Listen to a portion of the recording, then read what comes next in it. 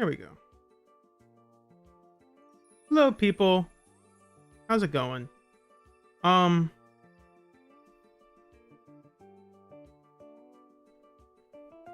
underneath the water.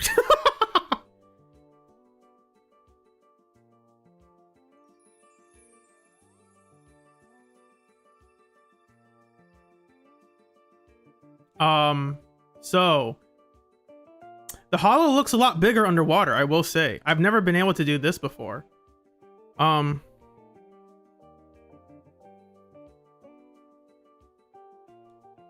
need to get this set up if I want to get shots of this, I need to do it now.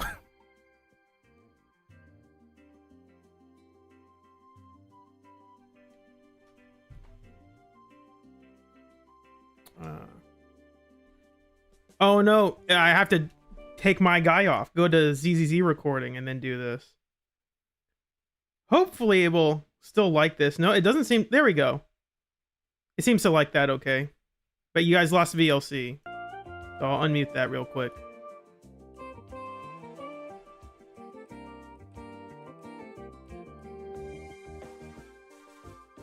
Just let this go on for a couple seconds and then I can stop it.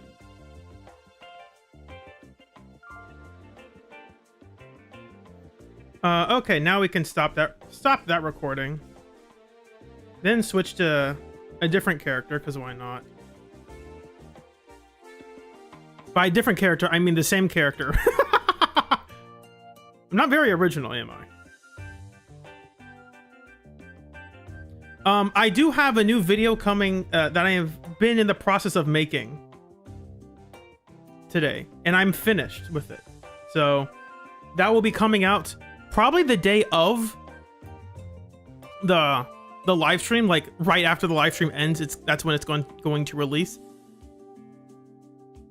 It is reliant on, from what I've heard, being true.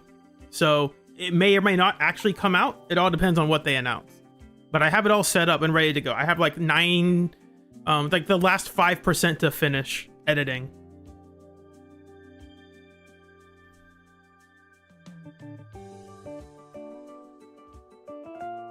Okay, now we're back. Now I need to remute my desktop audio so VLC doesn't give you guys any trouble. Okay, I think we're done syncing. I can't tell at this moment.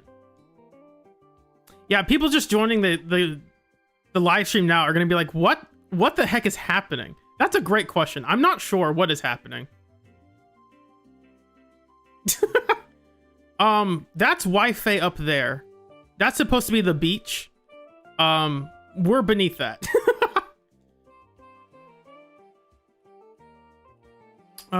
Let's see if there are other characters this would be cool with. I guess Miyabi can always stare into the abyss. Why not? She's that kind of character who would do it.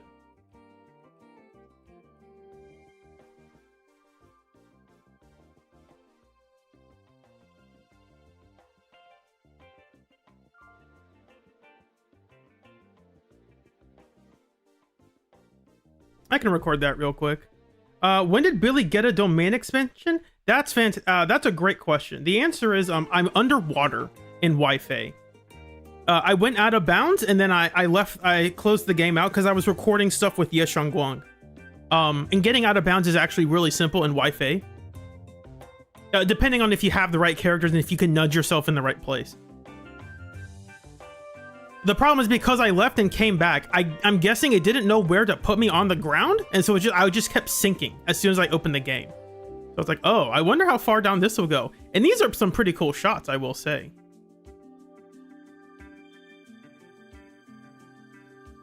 So this was going to be hear me talk about Starlight Billy, but now it's going to turn into you guys watching me get a bunch of background B-roll footage.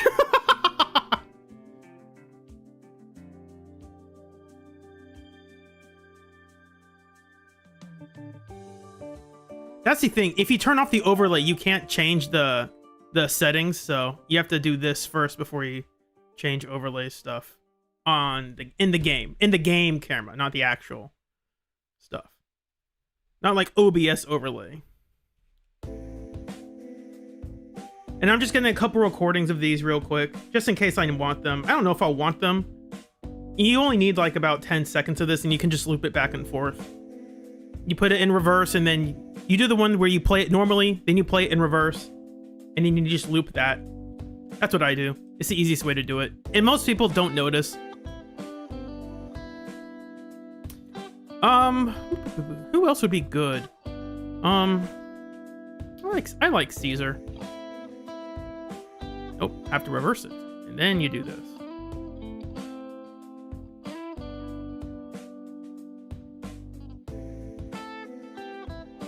It's all about framing, you know? Honestly, it looks like we're looking to the sky right now. Like this could be, like these are all floating islands. I mean, because they're essentially floating above water. If you think about it, everything is floating above water. Like that doesn't count. Like no one looks at a rock formation and says, "Oh, it's floating." Like that's not how that works.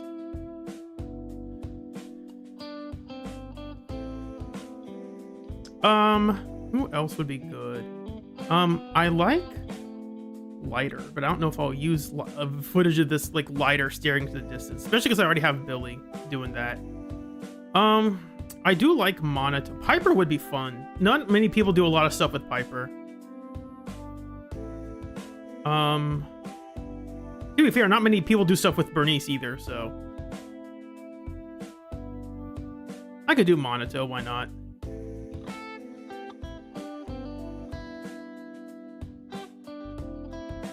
By the way, Monotone shoes look pretty interesting. I don't know what brand they're supposed to be, but it's like he's got laces and the Velcro. They're not even Velcro. They're like real straps. That's interesting. You can see the reflective surface on there. It's that kind of attention to detail that no one's going to care about, except for the person who designed it. Like, oh, I get it. It looks neat. You can kind of see his eyes from this angle. Let me see if you can see him from this angle. No.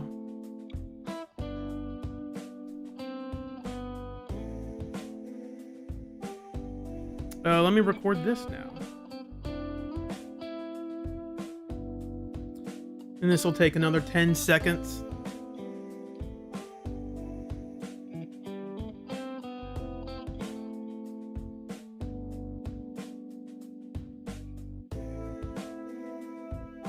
Yeah, the shoes for most characters are pretty interesting. Except for the ones that decide to not wear anything. Looking at you, Seed. I don't have Seed, so you don't have to use that for a comparison. But like even Piper's shoes, I never hear people talk about Piper's shoes, but like she's got like they're not steel-toed shoes, but they're something. There's something on the bottom of them. Now I can't go look under without being like, oh, let me look at her body. It's like, no, let me go down. I want to look at the feet, the shoes. I want to see the drip. Billy does have horseshoes. That's neat.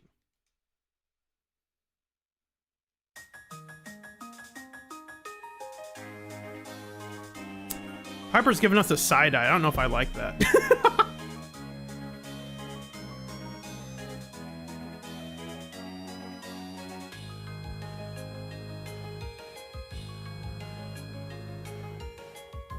Speaking of character models, I did reference that I could show off some of my modding stuff that I've been off and on working with for a dumb project. It's regarding Starlight Billy and modding something into another game.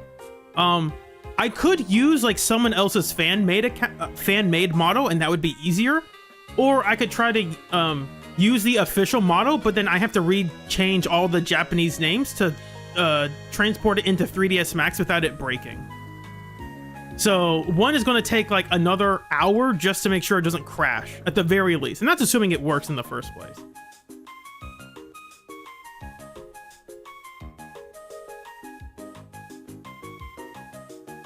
Okay, I think we're done in this place. Nope, not there. Go back here. There we go. Okay. Now we can go do some other stuff real quick. Do y'all have the game audio? I should mute the desktop audio so you don't get the echo. Did I mute this? I think I did. I did mute this because I was watching Columbo. I was watching Columbo while doing stuff. I was like, you know what? I'd rather listen to Columbo.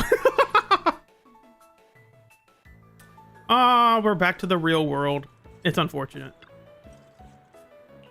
Not that Wi-Fi's unfortunate. I do think, that would be a fun video for when I do the season 2 in review.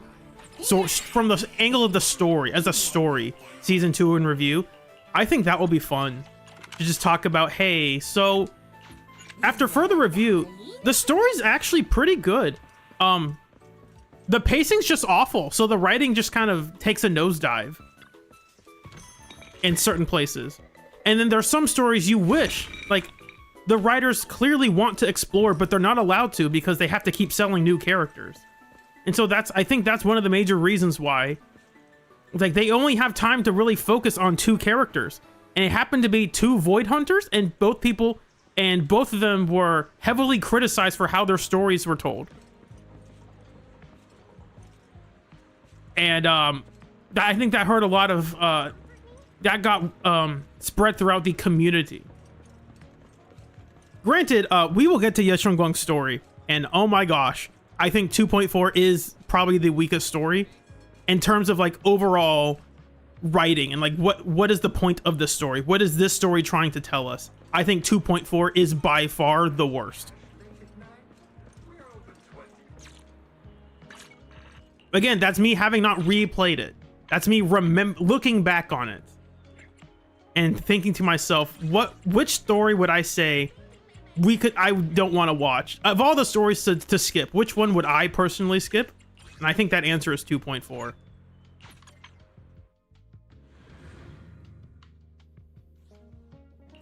Not because I dislike the context of the story, but the overall writing is just abysmal. We will get to a screenshot that I love, that I adore, as the pinnacle of, please, for the love of God, never write like this. It is a perfect screenshot for like teaching writers what not to do. Like, if you do this as a writer, something bad has happened. Something awful and terrible has transpired. If you're in this situation, something needs to change. Is it my Great! Another page to add to the report. Time to roar! Starlight!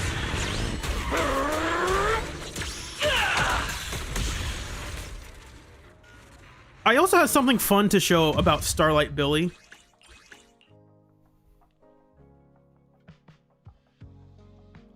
Show as in like from a stats perspective in that kind of showing.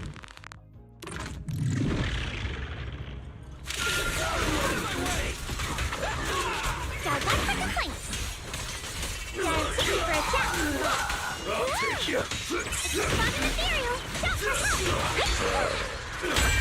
The Starlight purges all evil!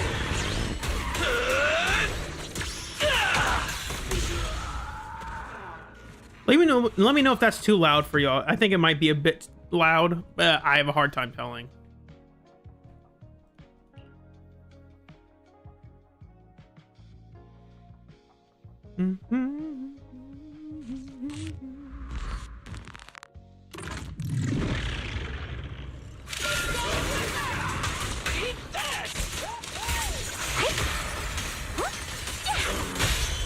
What are you looking at?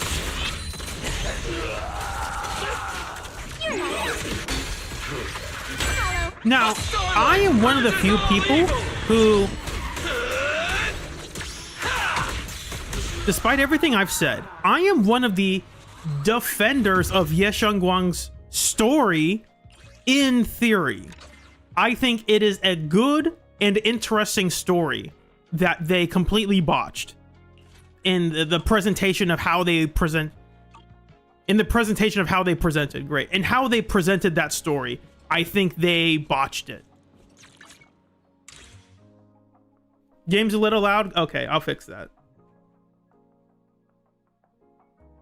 Honestly, I think that might just be a Billy thing, because I normally have the audio at this. I think it's when Billy starts screaming. Let me look at this real quick.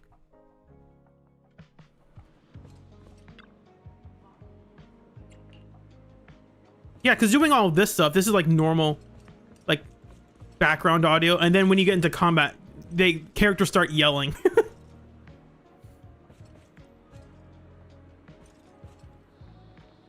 So I can probably turn down the voices then, if that's the issue. Sound, dialogue. There we go. That should be better.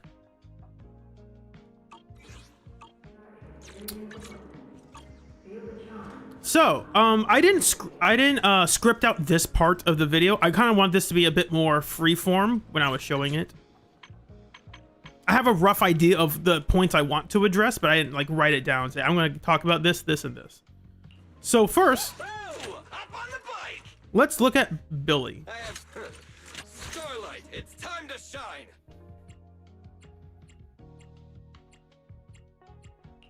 Do I have his W engine on? I do not. I mean, that's fine. It doesn't really matter. I'm the one chosen by Starlight.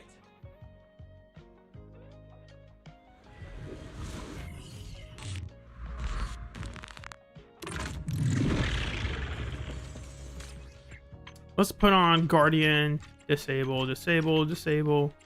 And none of these really matter. We'll just get them up to max.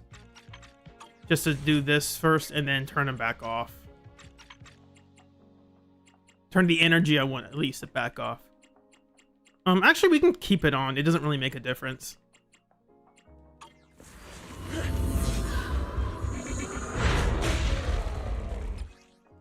It does seem like Zenless is a bit loud still.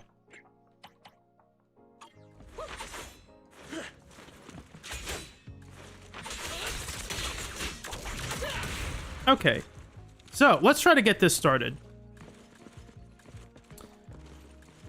Here's what I like about Starlight Billy. They kept a lot of the animations, from regular Billy have carried over to Starlight Billy, but they're still, you can tell they're still kind of done from the ground up. So this is Billy's normal backdash, but Starlight Billy doesn't have two guns. He has his one pistol, and he has a cannon, but he still has a similar backdash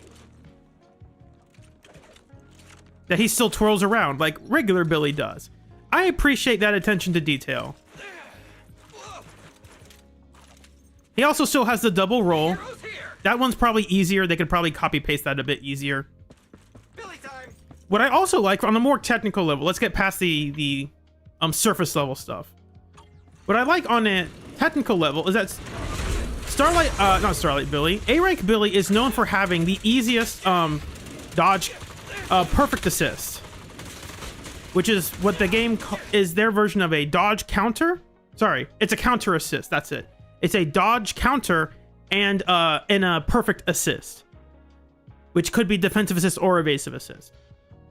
A-Rank Billy does that really easily, as I'll show right now, if he will actually do the move to let me show it. So what I just did there was switch off of Billy and use my other character's assist at the same time while doing a dodge counter because of how Billy's rolling shots work. That's pretty cool. Other agents can do it. It's just a lot harder to time it. A-Rank Billy can do that very easily. Starlight Billy has a very similar mechanic that he can do.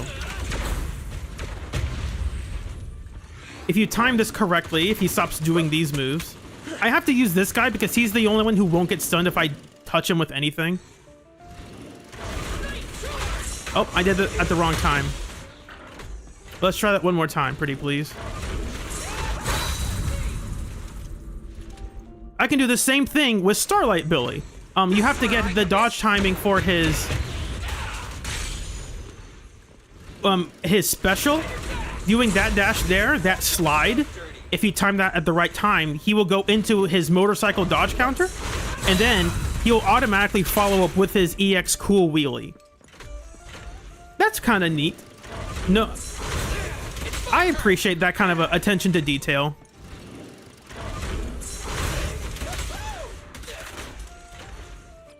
I can turn this guy off now, I guess.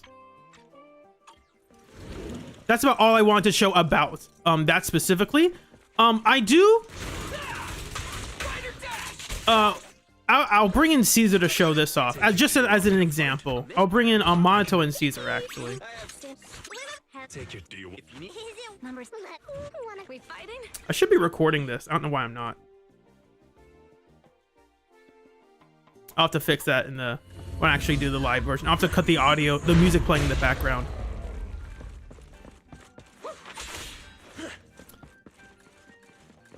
Let me at him. So the cool thing about Starlight Billy, what I appreciate is that because a lot of his animations can be extensive, you are perfectly fine swapping to another character and doing anything else. So if we try to do our hold basic, normally for most other characters, I would bring up Yishwen. Actually, I can just do that now. I'll have to do a couple more EXs real quick. I can help you ward off misfortune and disaster. She can help us ward off misfortune and disaster. Nice. And we'll just do this a couple times. But the cool thing is, while you're doing stuff like this, you can switch to another character, and Billy's still doing stuff. Yishwen doesn't have that. Like, if you switch off of Yishwen doing things, she stops. She just immediately stops. Unless you do like something like this, where you get the startup and then you just immediately cancel it. Billy doesn't have that. What Billy does is, because he has extended animations, you can afford to do stuff like this.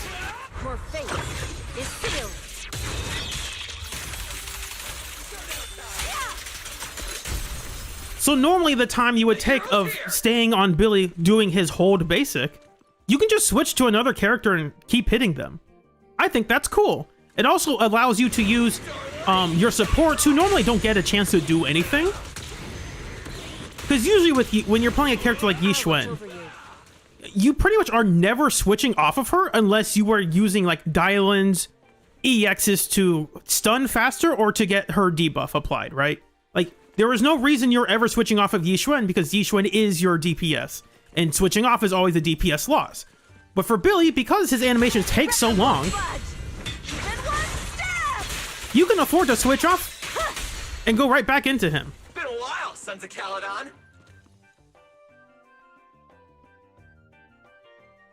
So I appreciate that kind of that gameplay loop. The other thing I like about Billy's, I'm gonna activate him again for this example. Come back, Monato. If anything's wrong, okay? I can probably make it Frenzied Maniac. Why not?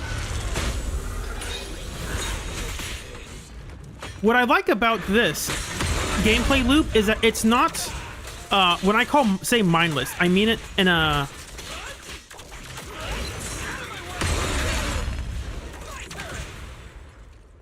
how do I phrase this? Because of how Billy's counter works, there are times when you're going to want to counter with your special, because that gets you the most determination. And let me know if that audio is still too loud. Yeah, it's looking way too loud. Let me turn that down real quick. It's just the audio jumble. That's if I have a flaw, it's I think the audio is a bit janky in this right now. I don't know if that really did much. Let me do this instead. Let me know if that's better.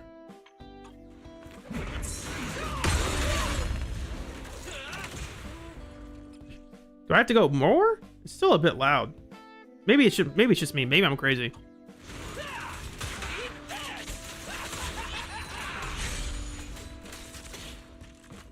Let me try this one more time. Okay. Let me try to do this one more time. Because of how Billy works, you have to ask yourself, how do I say this? Because his special costs health to use, you have to ask yourself, am I in a position, one, where I have enough health? Two, if I use this move, do I have a way to get my health back? Granted, Billy does have a lot of ways to get his health back, but you can't just spam, I'm gonna pick on Yishuan for a moment. You can't just spam this like you can with Yishuan or Monato.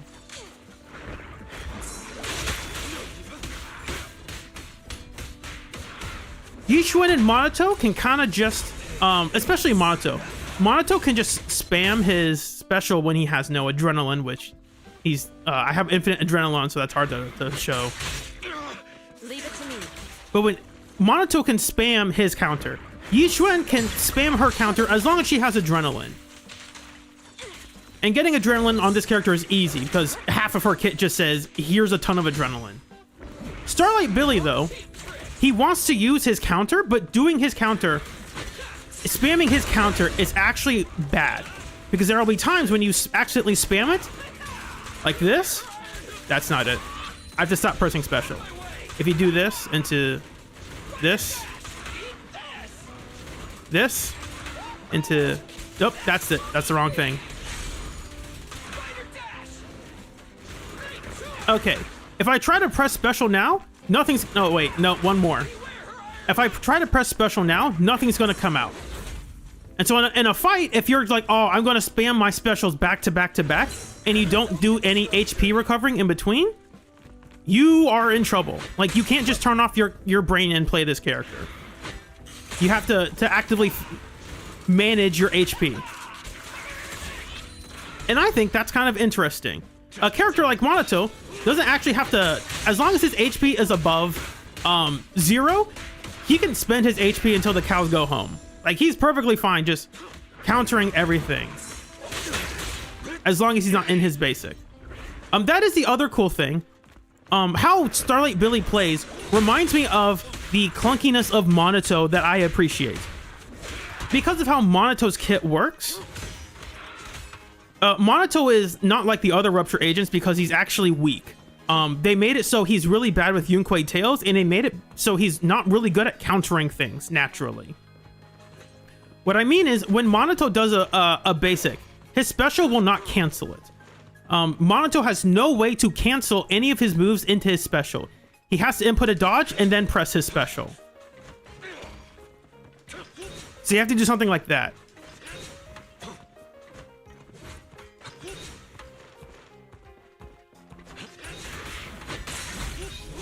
So it looks something like this. If you're just doing this, that's what it will look like. Because of that, because Monato can't afford to just spam his basics if he wants his counters, you as a player have to like take note of, is the enemy using a multi-hit attack that I can use my counter on? If so, am I willing to dodge to cancel my basics and try to fish for my special? Am I willing to continue using my basic 3 into basic 4 just because my basic 3 is invincible? And my basic 4 has extended animations and I can switch to another character instead. I like that kind of flowchart aspect of Monato, where you have to understand what the enemy is doing and put in the time and effort to but like have enough game knowledge to understand, hey, can I actually get my special off?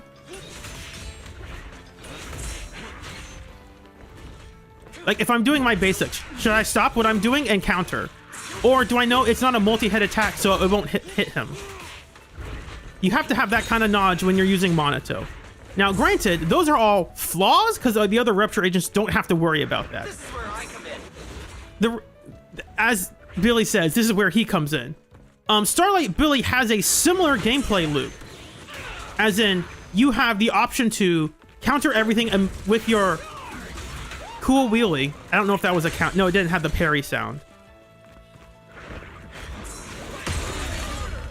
If you counter things with your special, you get more determination, and you go into a cool wheelie. But if you use your bike mode dodge counter instead, that wasn't it. Whoops. I think it's slightly less determination, but it's more damage, and because it follows into it automatically, you can switch to another character. And so that's up to you as the player to recognize, hey, when are the opportunities that I should just, you know, I need to actually wait for him to do a move where I can do Billy's move while also switching to another character, like a support, maybe like Dial In, to maybe throw in a couple Dial In EXs. I think that's kind of cool. I like that.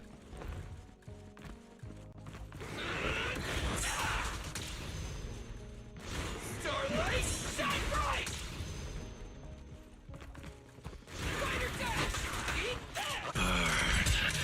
I'm going all in!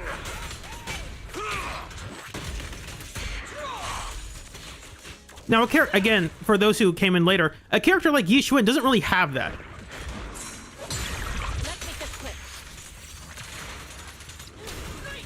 As soon as you switch off of her, most of the time she stops doing anything she's doing.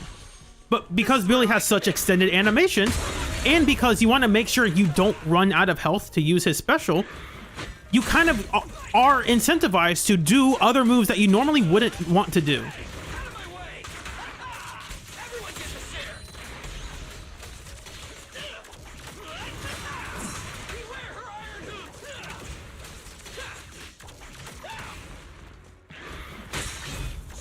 And there's also the normal way of, after going into your, you can do this sort of loop if you want, but sometimes, like, the enemy attacks too soon after your basic 4. Or, sorry, they attack too soon, so you don't have time to get into your basic 4. And getting to your basic 4 means your special will cost less HP.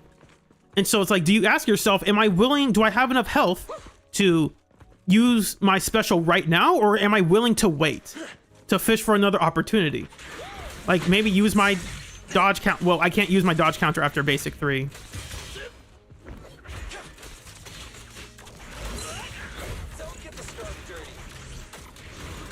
Do I have time to do something like that instead? Now, many times you probably won't ever have to worry about that. But I think it's neat that you have the opportunity to think about that and optimize that. I appreciate that. Now, I'm going to talk about something that I think is still boring. Those are things I like about Starlight Billy. And I think he's cool, obviously. I think his motorcycle is cool. I think it's a bit overused. As in, like, his entire game, most of his gameplay loop is just, here are all the ways I can use my motorcycle. And I think that's cool, but I wish he would use his guns, like, a bit more with his motorcycle. Because right now, this is just here, I slam my motorcycle. This is, I do a flip on my motorcycle. This is, I drive around on my motorcycle, right? Like, I think that's fine. I just don't think it's as interesting as, that's more of a personal thing. I just don't think it's as cool as, I don't think his motorcycle is as cool as he is.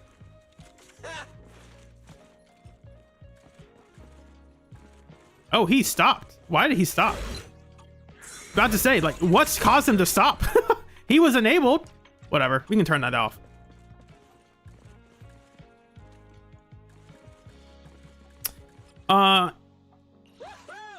That's not really a complaint. That's more like a personal taste thing. The other thing is that I will still have this complaint. Billy's additional is non-existent. I'm gonna move myself real quick. The reason it's non-existent is because when anyone in your squad is stun, defense, or support, so that's any halfway decent team, which means this is pretty much always active, which means it's not additional, it's just part of the kit. Why did you waste your time putting this additional here? Just make it part of his kit.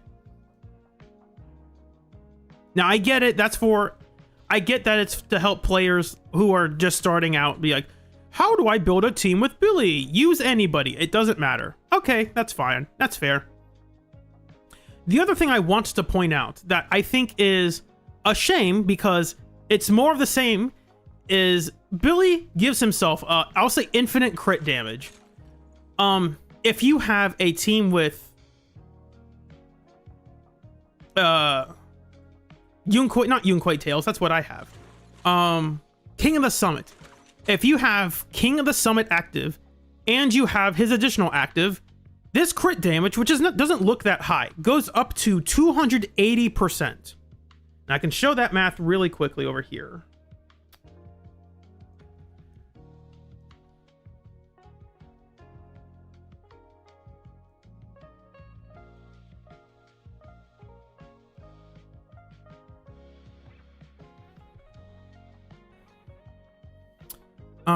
Drive discs. Yeah, so we go from 160 to 280, right? That's just how much crit damage we end up getting. Let me set this valve back up so make sure you guys can actually see it. Maybe I have to zoom in for this. There we go. That way you can see it better.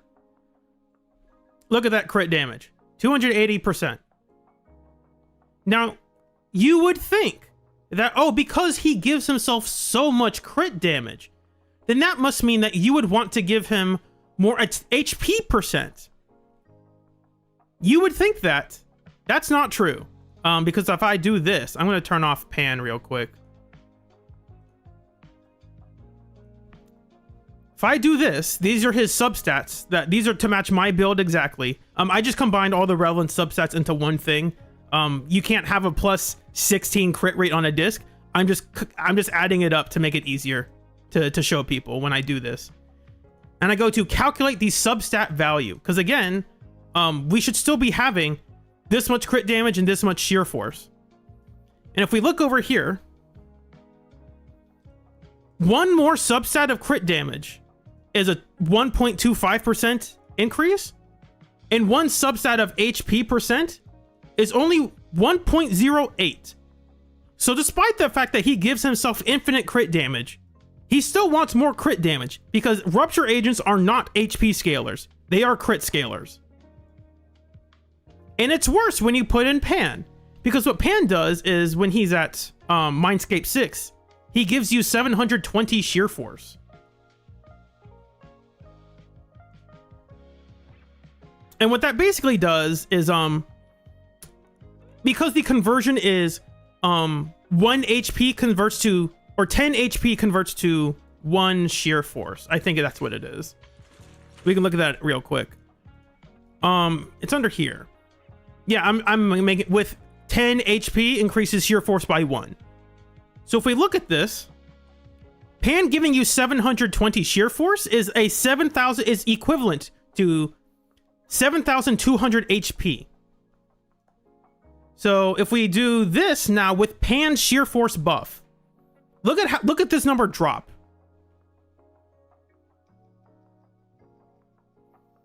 Oh my gosh. That is abysmal. And again, this is with Pan. This is not Lucia. This is with Pan. In my HP, I only have like a +2 in HP percent, which is actually, it's 3 substats, so it's +2. It's 1 +2. You know, that's how that works. So again, Billy doesn't... How do I say this? Rupture is a really frustrating class because people think the game wants you to think they're HP scalers, but they aren't, and they never have been. They've never cared about their HP as a total stat value. All they care about is crit damage, and that's just less interesting. Like, actively building HP on Billy means you are dealing less damage. You just need to go all in on crit. In fact, we can try to make this even worse. If we put Lucia on here, how does that change things? If we have this dumb team, and I'll change this Tux to Fury to I'll give him Zhao's. Zhao's W engine increases your combat HP, which is actually pretty good. And we'll give Lucia's W engine to her as is it Thought? No, it's Dreamlight Hearth. Make that Mindscape 0. We don't have a Mindscape 6 Lucia. And we can make this Mindscape 0. I mean, the Mindscape doesn't change the damage calcs over here. Look at how much crit damage we're getting. Look at that. This is an insane amount of crit damage. We should not have this King of the Summit active, though. So we will have slightly less. And this is just it's a damage buff to the team. That doesn't change these numbers over here. Now let's compare this. I want to see how low this number... Actually, wait, I need to give Lucia needs to have HP, otherwise this doesn't do anything. We'll just make this plus 30, why not? I just want to get her above to the maximum HP threshold. Now, I do expect crit damage to decrease, but I expect HP percent to also drop.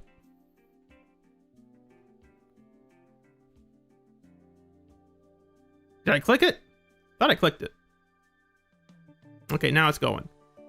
And you can tell it's going because it changes some stuff and it tries to calculate how much shear force you're getting. Okay, so this is the final number still. Okay, so it doesn't drop as much as I thought it would. But even with, look at how much crit damage I'm getting. Like, this is insane. 310% crit damage. And the game says, actually, no, you should still get more crit damage. HP doesn't matter. Like, what the heck?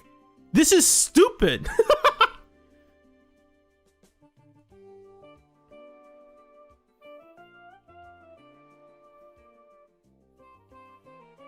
Does it become oversaturated with Jufufu? I have no idea. I don't know how much. Again, I don't think it really gets oversaturated. We're looking at 310% crit damage. And the best stat to get is still more crit damage. So, like, obviously you hope to have other forms of, like, stat buffs. But in terms of, like, builds that, like, farming for drive discs, you should only care about crit. HP is nice if you have it, but, like, it doesn't make a difference unless you don't have if you don't have his W engine, it does make a difference, or you don't have a sheer force buffer on the team. Because I'm kind of cheating by having both of these guys on the team right now. And also, Lucia also increases your crit damage anyway. So she's double dipping in that. Anyway, this is just to show that I am still frustrated that the Rupture class is not HP scalers. They're just crit scalers. And that's just much less interesting than real HP scalers. It's kind of like how Ben, people think Ben's a defense scaler. He's not. He does more damage when he has attack, unfortunately. Now, he can still use defense, but, like, he does more damage with attack. So he's not really he's not a defense scaler, unfortunately. He can use it to actually deal damage, but it's not as good as attack. So anyway, all that to say, and the other funny thing is looking at these results real quick. If you've seen Pridewind's site, you've probably seen this. This is Cauldron of Clarity. This is the event W engine that most people can probably get if they were playing at that time, but it's not available anymore. Here is Grillo Wisp. The issue with Grillo Wisp is that Grillo Wisp has a buff that you need to time. Its crit damage or crit rate only lasts for 5 seconds after you drain your HP. Billy and Stun doesn't really want to do that. So if it's up for 50% of the time, or that's not 50, that's 80%. If that buff is active 50% of the time, it is slightly better than Steel Cushion. Like, what the heck? The Rupture W engine is slightly better than Steel Cushion? Yes. Because again, all Steel Cushion is giving is, here's a giant ball of stats. That's it. It's a stat stick. And yet, it is competitive with Grillo Wisp. Granted, Grillo Wisp gave physical damage percent, that'd be a lot better. It doesn't. It's for Monato. And obviously, Cauldron of Clarity is still better. But it's like, man, this is just, and I called this. I predicted this. I didn't have the exact math behind it, but from the math I did with the other Rupture agents, it's like, yeah, Steel Cushion is just good. Just use it if you have it. If they're going to give it out in 3.1 for free, just slap it on Starlight Billy. It's fine.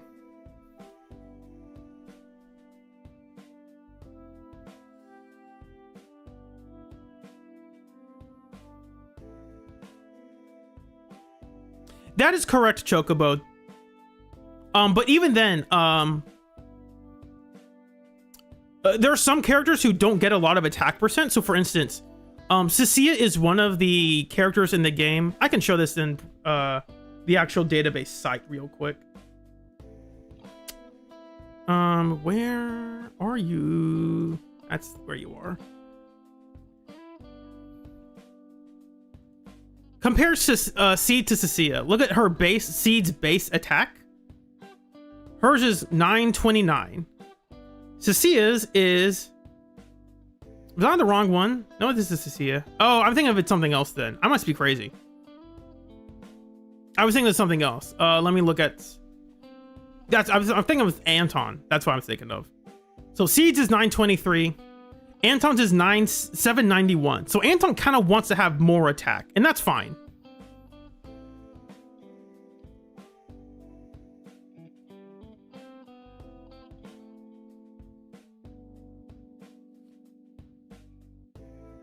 Where was I going with this?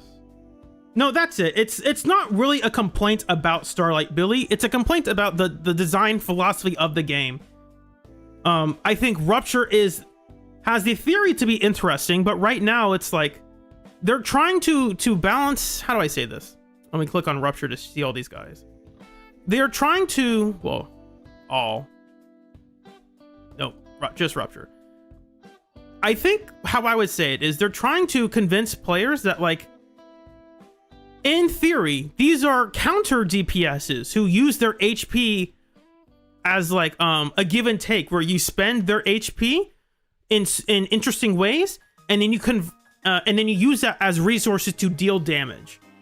I think they execute that really well with Monato and Starlight Billy and Yidhari. And then there's Banyue and Yixuan, who don't really care about having high HP. Banyue can spend his HP before a fight starts, but like after that, he doesn't care about his HP. Yixuan's ultimate can restore people's HP, but she doesn't care about her HP. She doesn't use it for anything. Monato uses it in a way that where if you're not careful, especially in the tower, because this happened to me. If you keep spamming Monato stuff in the tower and you're not careful, you will just die. Because like, yeah, I'm invincible. He got hit and died. It's like, what the how did that happen? The whole point is you have high HP. But because it drained so quickly, I died without realizing it. And so one issue I would say with Starlight Billy is that it's not an issue about his gameplay specifically. It's an issue that Starlight Billy is an interesting agent, but he is not an interesting Rupture agent. And how do I say this? We can talk about the other male DPSs the game has made. When the game launched in 1.0, Ellen was the first character that came out. And then in the end of season 1, we got Hugo. Hugo is not the male version of Ellen. Hugo is a unique attack agent who does things differently from other attackers. Let's talk about Harumasa. Harumasa released alongside the Void Hunter, so his sales were weaker than Miyabi's. But Harumasa is an attack agent who does stuff very differently from other attack agents. He wants to be in anomaly teams, surprisingly. No one else does. No other attacker that, except for maybe Anton. We give Anton credit for that. Harumasa kind of wants to be in anomaly teams. Hugo wants to be in double stun teams. That's very interesting. No other character really wanted that. Let's look at Banyue. Banyue is like, oh, I'm a Rupture agent, but I have these really specific combos that I want to do, and you're going to have to grind for them. It's like, oh, you're not just Monato where I can just mash buttons and do whatever I want. There's a specific thing that I'm supposed to do with this character, and that's rewarded. That's awesome. That's neat. He's not like Yidhari. He's not like Monato. He really has his own unique gameplay loop. The issue with Starlight Billy is that Starlight Billy feels like a kit bash of all the Rupture agents combined into one. And because of that, he feels good to use, but he doesn't feel unique at doing anything. Like when you're using Starlight Billy, because I don't have Yidhari, but I have played enough of her in the Hollow Zero. Starlight Billy feels like a kit bash of here's what Yidhari wants to do, and here's what Monato wants to do. Let's just combine that into one agent and make that Starlight Billy's gameplay loop. It's like, okay, Monato is an interesting agent. I enjoy playing him.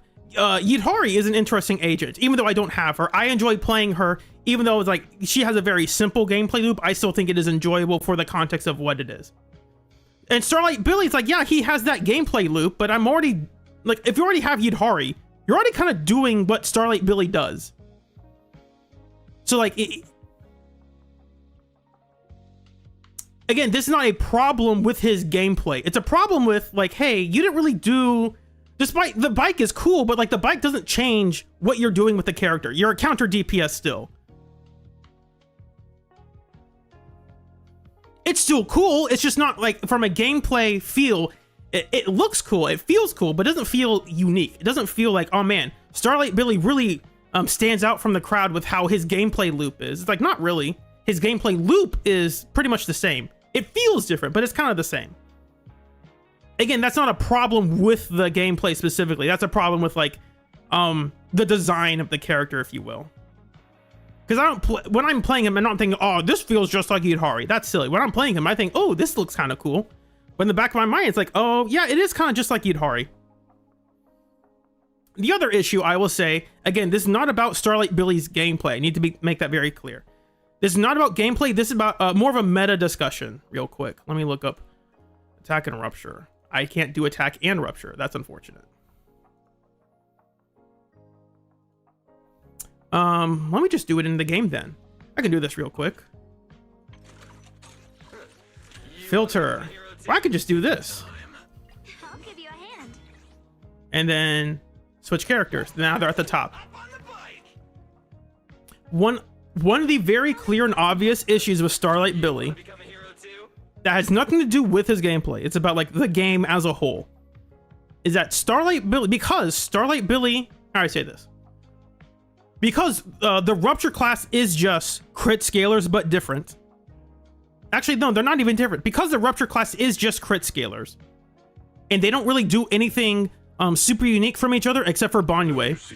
Banyue is the one standout because he actually has a very different gameplay loop from how Yishun and Monato and Yidhari want to play. And because Billy doesn't, as a player who is playing the game, you have to ask yourself, okay, am I willing to spend, again, from a financial perspective, am I willing to spend resources to get a character who I'm going to put in the same fights as I would Yishun? Like, the fights I would use Starlight Billy in are also the fights you can just use Yishun in.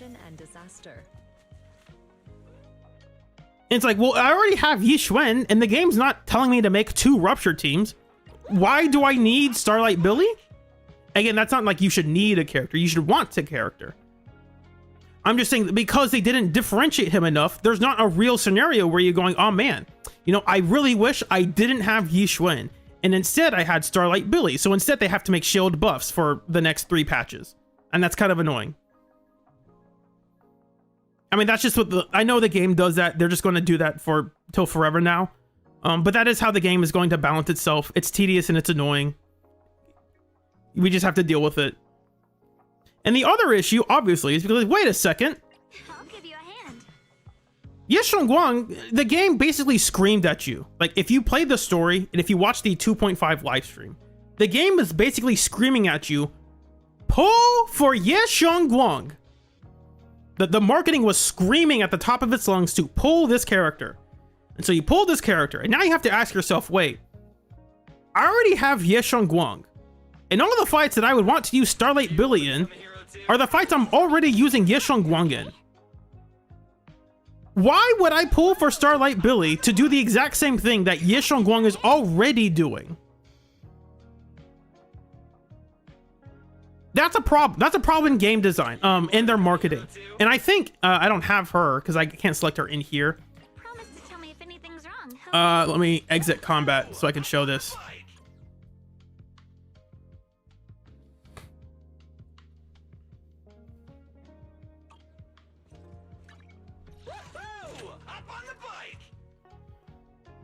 No matter where we go.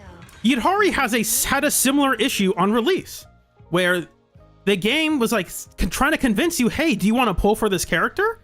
And the answer was for most players was, well, where'd she go? Where did she go? I already have Yishun because the game screamed at me to pull for her. So I already have a rupture agent. You gave us Montu for free, so I already have that. And I also already have an ice DPS.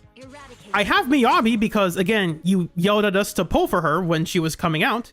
And I also have Ellen or Hugo.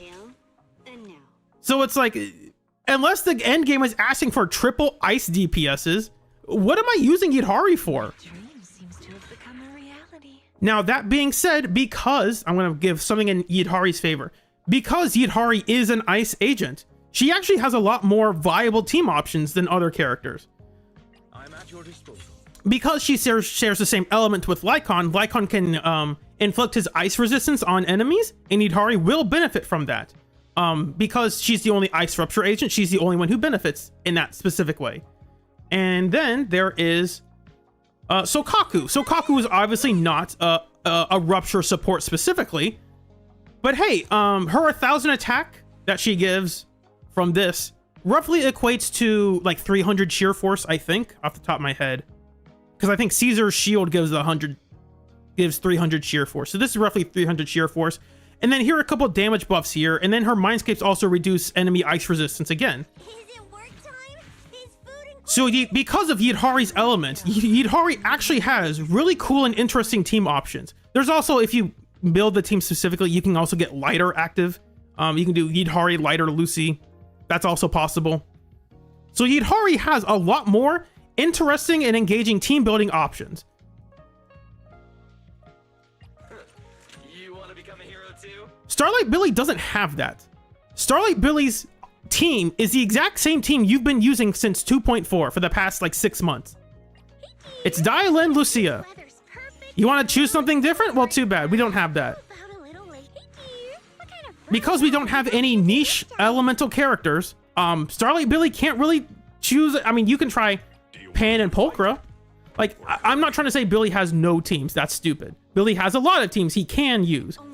But just because you can use them doesn't mean they're good. If you watch my video today, I did Nicole Amby with Starlight Billy. That team is awful. These two are not doing anything. She's giving more crit rate, so that's about it. Crit rate and the King of the Summit. That's it. Here's crit rate and crit damage. Fantastic. But like, just imagine this. Imagine if Lycon were a physical agent. All of a sudden, it's like, wait a second. This opens up some different team options. Because he's physical, I can choose, instead of relying on Dial-In for everything, I can choose to use Lycon and get his physical damage reduction on enemies. Not reduction, but resistance. Well, I forgot what it's called. He inflicts... What is that thing called? Is it in here? It should be in here. Stun damage multiplier 2. Ice resistance. He can reduce physical resistance. This is also updated from ice damage resistance. Since 1.0, this had said ice damage resistance, and then they changed it to just remove the damage part. But again, because there are no unique physical specific buffers like Lighter or Lycon, Billy doesn't have those team building options. You want to become a hero too? So when you're like, oh, what is the best team for Starlight Billy? It's Dylan, Lucia. The exact same team you're using with Banyue. The exact same team you're using with Monato. The exact same team you're using with Yixuan. Not only does Starlight Billy not do anything unique from other Rupture agents, not only does he not do anything unique from characters you don't already have, his teams are not unique either. It's like, what is the point of pulling this character?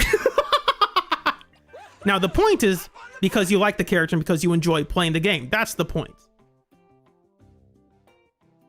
And I hope Season 3 resolves this. I hope Season 3 gives us a reason to actually diversify teams in an interesting and engaging way that isn't just, oh, well, if I don't have Dial-In, I guess I can use Lycon.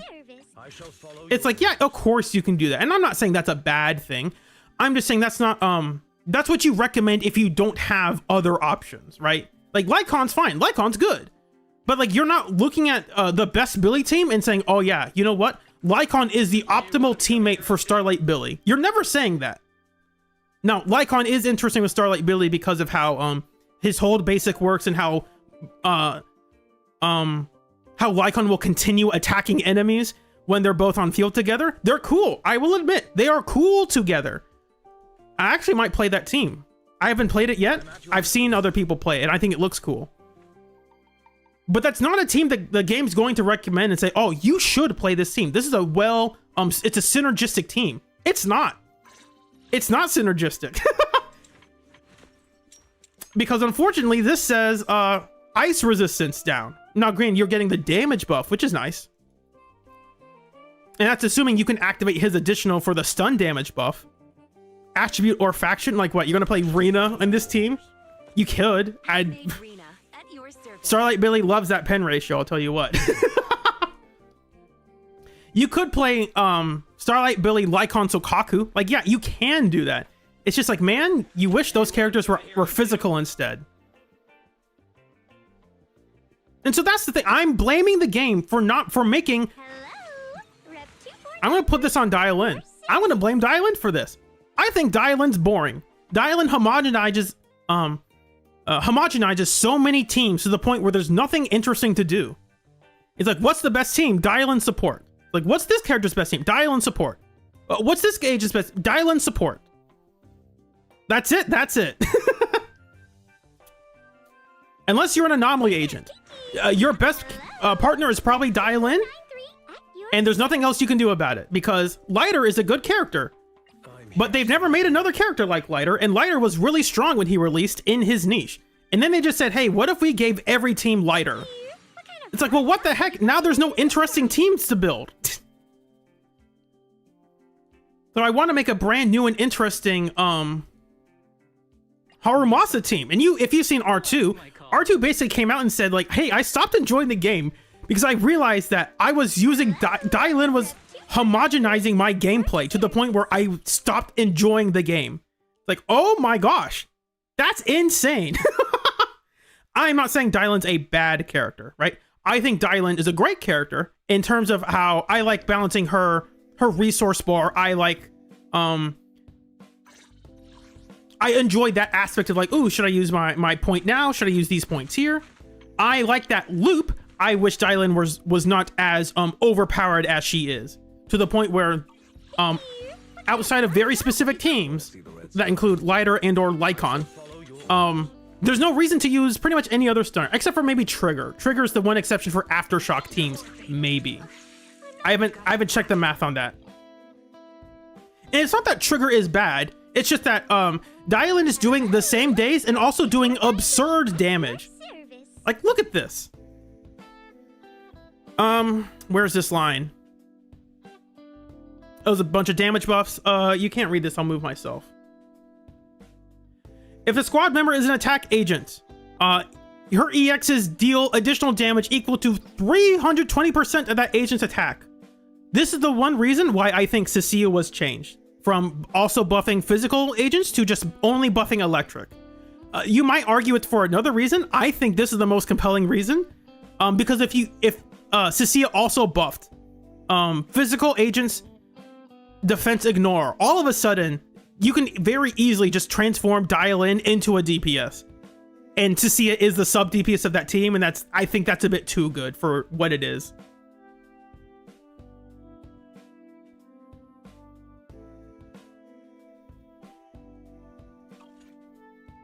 Hello, Rep 2493 at your service. In regards to Billy's sales, again, none of that was like, oh, I dislike Starlight Billy's gameplay.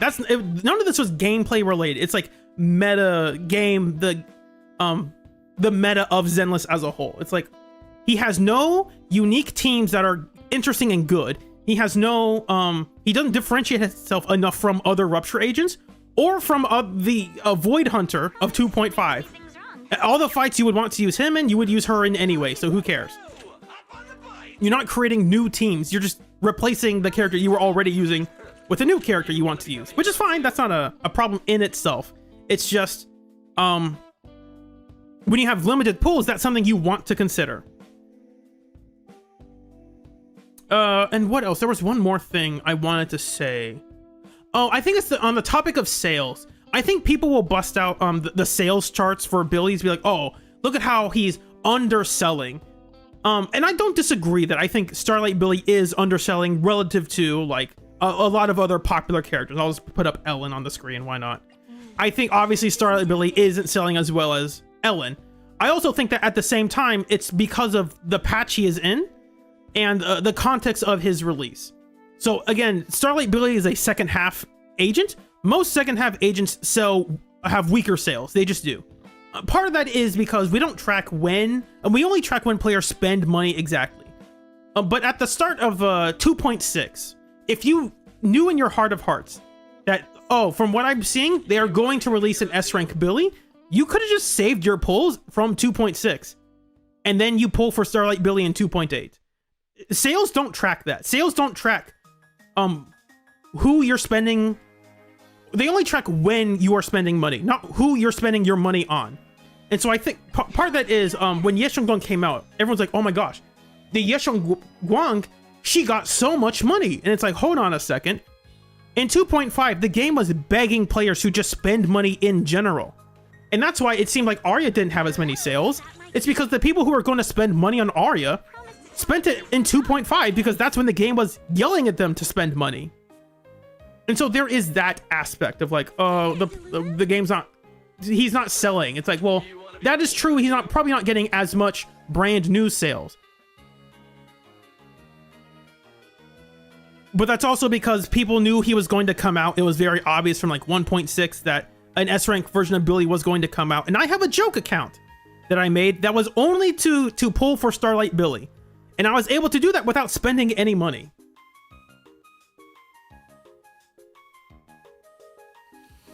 Is that my cue? Woohoo! Up on the bike!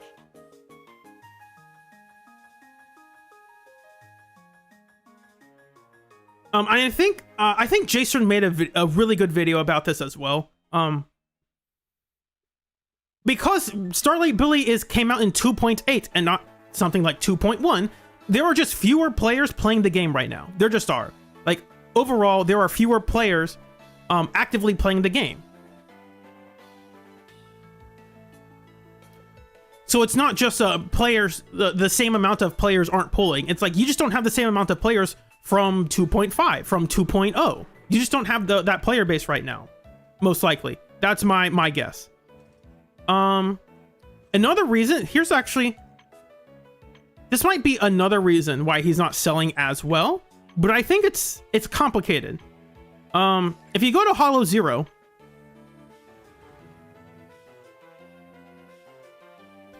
you can play as any agent released in Season 2 except for Oboe Squad because they didn't put them in the shop for some reason. They didn't put them as like the trial versions. So if you are just a player who's like, I want to try out Starlight Billy, here he is. You can just use him here. You don't have to pull for him. Now, I think that is very consumer friendly. I really like that. On the other hand, if a player just in Season 1, if you really wanted to play Ellen, you basically just had to keep replaying the story mode that she was in, or you have to pull for her. Maybe not Season 1, up until like 1.4, because that's when they brought out the Hollow Zero stuff. But now, for most characters that come out, they're just in here. So like, if I really want to play Promia, I can just play her and not spend any money. I think that's very consumer friendly, and there's sometimes like, hey, because I enjoyed playing this character in this mode, I want to play them outside this mode. And I think that's great. I love this. But it also means that there are some players who are like, oh, I just wanted to try him out. I don't really need him on my account. I think there are those players who are also just not going to pull for him for that reason. And I think that's fine. I think that's fair. I think people should play what they enjoy playing and spend their pulls wisely. And the other thing about sales, again, because we have Zenless is MiHoYo is a private company. They're never going to release their sale data unless someone breaks in or they just want to brag in an interview. We don't know the true value of how much like Starlight Billy's revenue is generating. We do know it's generating interest from like his demo has a lot of views. Not his demo, his EP, his song. His song has a lot of views, and that's cool. Because he's a fan service agent, so it's like it makes sense that his stuff would perform well in that category.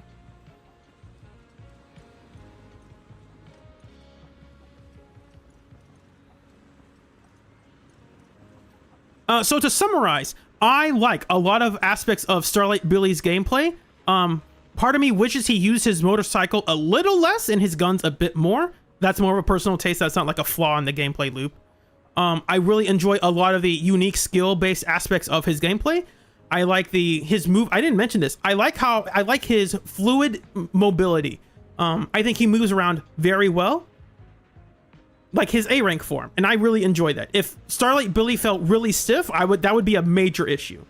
He feels a little bit stiffer just because he can't drift on his bike as well as I think he should be able to. But that's not necessarily a bad thing. Again, cool gameplay moments. He's cool. He's really cool. I'll put him on screen. This is regular Billy. He's cool, but the problem is he has no unique and interesting teams. He has no unique and interest. He does not differentiate himself from other Rupture agents enough to be to stand out, and he doesn't differentiate himself enough from other physical agents to stand out. The content in the game isn't made. There's no content being made to make him stand out, and the only thing that's being made is shield buffs. It's shield buffs, and that's okay. But those buffs are going to go away, as they should. So it's like, man, it's a hard sell. And this is also the worst patch in the game to advertise, as in, like, this is the lowest. How do I say this? Because season 3 is on the horizon. The live stream is confirmed for this Saturday. Players are probably just going to save their pulls until season 3, and that's when we'll get a bigger influx of new players.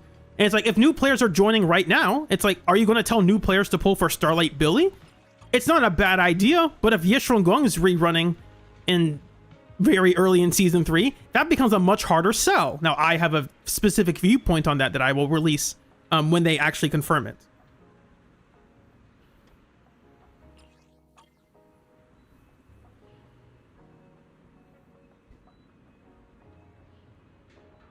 Now, the one thing I will say that because his additional is so generic and because he is so independent from other agents, you can just throw any team together, and Starlight Billy is still doing pretty much everything he wants to do, except for maybe the stun window, right? His stun duration, he really likes an extended stun duration, but if he doesn't have it, he just kind of has to change what he does, and that's fine.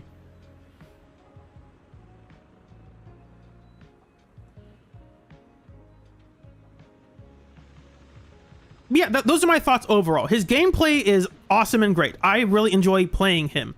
There are other things around him that just make him not as interesting as he could be. It's not to say I dislike him, because again, if you hear nothing from me, I like Starlight Billy. I like playing him. I don't like that how the game is telling me to play him is how they've been telling me to play every Rupture team since 2.4.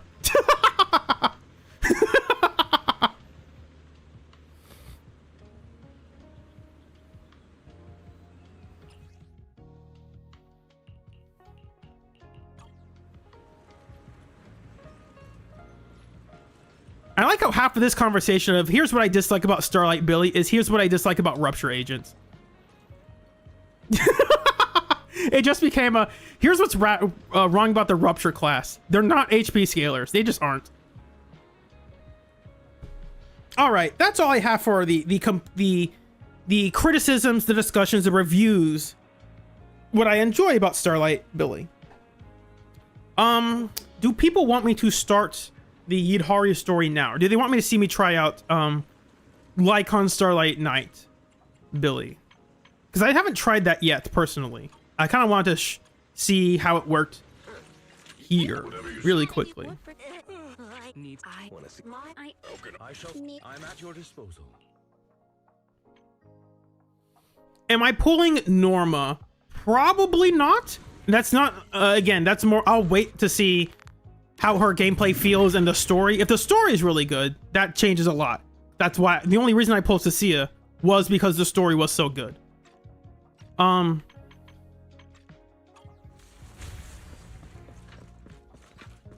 it.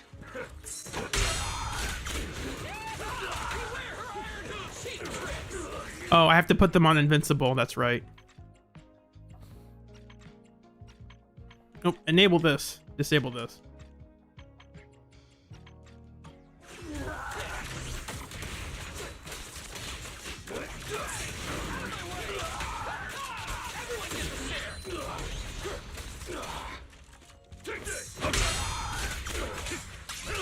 Oh, right. He doesn't refresh that unless you have to do this, something like this.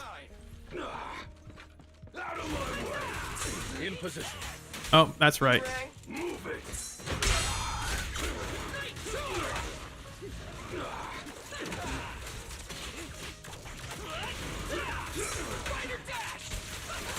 Because of how this works, you can just hold basic and Lycon will continue attacking. That's really cool. That's interesting.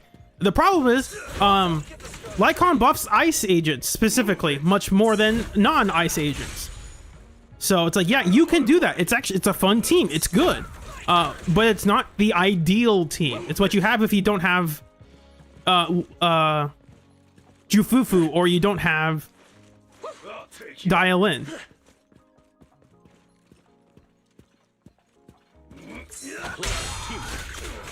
I forgot how you refresh that. I think you have to stun the enemy to actually refresh that.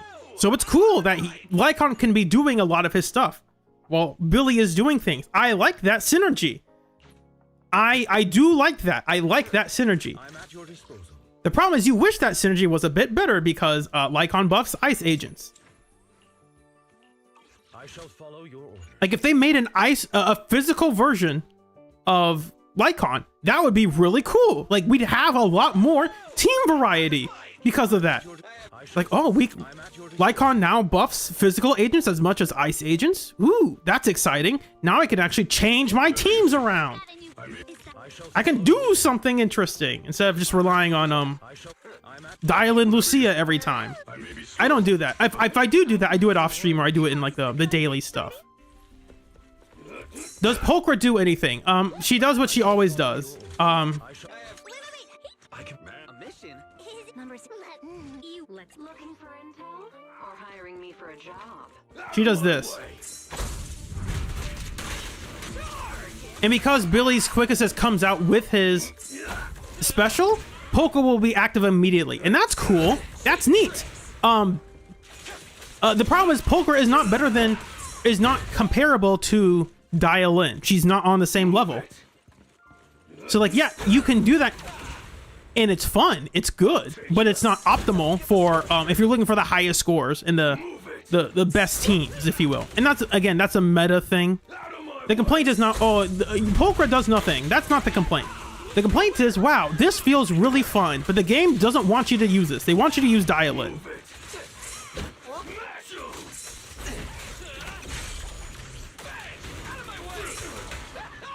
And you can tell because in the live stream, they were like, hey, we actually don't know what this character is going to do yet. So here's what Starlight Billy is. Billy has an EX, and he has an ultimate, and you can use Dial-In and Lucia with them. It's like, wow, you don't say. A crit DPS that's a Rupture agent wants Dial-In and Lucia? I'll take you. What a surprise. To the surprise of absolutely nobody. Can you keep up?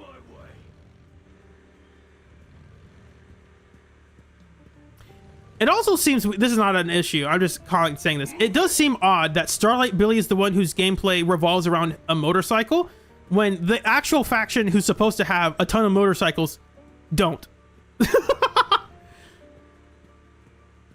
Like, Billy, a character we've never really seen on a motorcycle. He's talked about being on a motorcycle, but it hasn't been shown to us in any real form of media. He's the one who gets a motorcycle, but none of the Sons of Caledon do. Despite the fact that they all have motorcycles, we all see them actively using.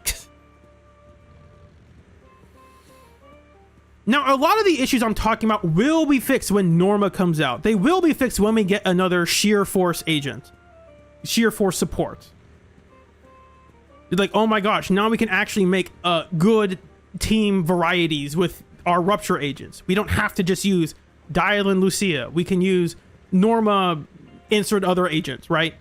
We can use Norma Lucia. We can use Dial-In, insert other agents, you know? Like, those will be fun. Is his bike alive? Maybe? I don't know. It might be. It also spawns out of nowhere.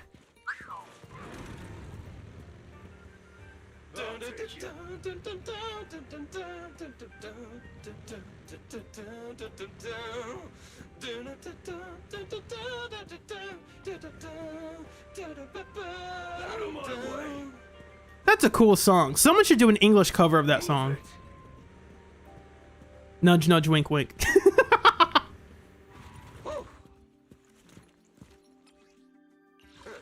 You want to become a hero too? My loyal. Woohoo! Up on my way! Up on! Move it! Just like the good old days.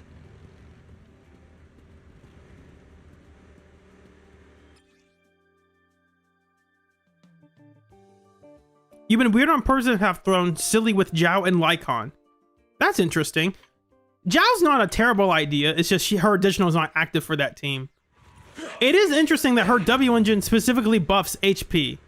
But they're like, no, we don't want Zhao to be put in ruptured teams. That would be good. Like, why? Like, why'd you do that? If you could put Zhao in ruptured teams and have her additional active, she would be so much better. Because then you could actually, even if she only gave attack, that'd be fine. Because if you have her W engine, it's like, ooh, here's more attack and HP. Or combat attack and HP, which is also more sheer force. That's pretty cool. But alas, it's not meant to be. Also, the other issue with Polker, especially if you're a new player, This will cost extra. Polker buffs damage, but only aftershock damage. Until you get to Mindscape 6. Business Partners Binding Trap applies to all damage types, not just aftershock damage. So, like, yeah, she's fine. She does technically buff damage, but it's mainly for aftershock teams until you get to Mindscape 6. And if you're a new player, it's going to take you a while to get A ranks to Mindscape 6. So until then, she's just a King of the Summit stunner who does stuff without having to be on her all the time.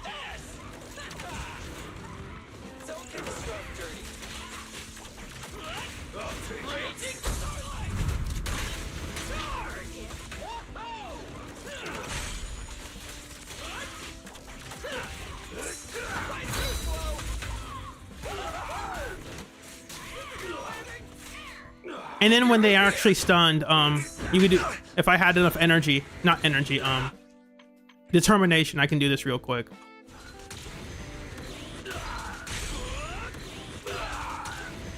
You can do something like this with Pulcro.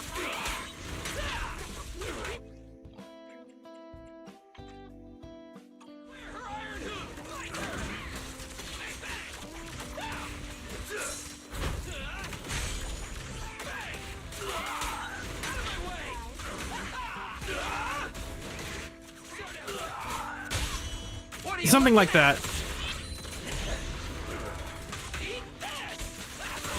begs for mercy. Stretch that. Too late.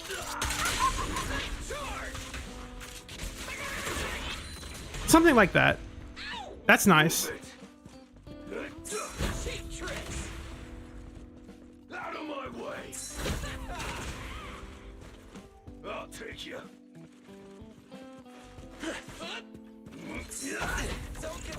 All right, that's all I have for this. I think I'm going in circles now. I've said my piece. Now I will stop recording. And now we will go to the wonderful story of Yidhari. Yidhari's agent story. It's not technically her agent story, but it practically is.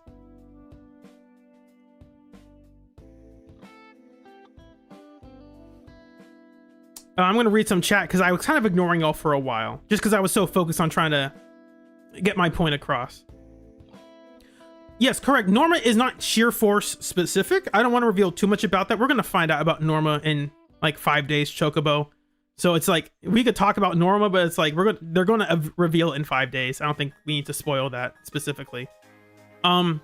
It's just another stunner who is hopefully on the level of closer to the power level of Dial-In. So that way Dial-In isn't like just power creeping every other stunner out of being put in teams. How do I phrase this? I like that Lycon and Light are still really good. I can't wait for that Kaleida potential unlock. Oh my gosh. if they actually make Kaleda good. Like, here's the thing. If Kaleda was actually good, you probably want to play Starlight Billy with her. Kaleda's not good, though. That's the biggest issue with Kaleda. It's like, man, they could theoretically make her better by, like, reducing her days and actually buffing the team in a meaningful way. That way, because she's stunned so quickly, she either needs to give you extra resources or stun slower with more buffs. I think they could very easily just make Kaleda good by just giving her more damage buffs to the team. I think that's a very easy, simple way to do it. This is why I don't think they'll do it. The other thing I didn't mention about this with Starlight Billy, his tracking is so good. Like, the way he tracks enemies, you basically never miss your attacks because he hits in such a wide area around him. It is honestly unfair to other agents like Monato. Like, Monato, I'll just pull him up on Rupture. Why not? Half of Monato's moves will miss because an enemy will move slightly to the left or right, and you're just out of luck. It's like, oh, snap. I did my assist follow-up, and the enemy moved slightly. I guess I missed all my attacks. If an enemy moves with Starlight Billy, he will just track him down to the end of the earth. It is insane how good his tracking is. It is actually unfair.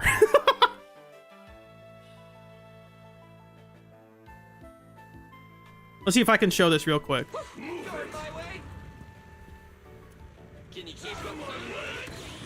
That wasn't it. But if I'm over here, I need an agent who will actually move around a lot. Thanatos, come on out. Get behind me. Look at that. He special this direction, turned around immediately, went back this direction. Look at that. Look at him just rotate in the middle of the air. It's so stupid.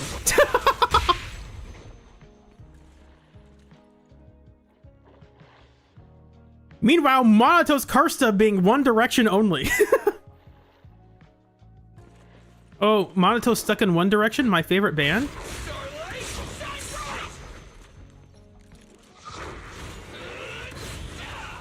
Now that missed because he used up all his acceleration in one direction.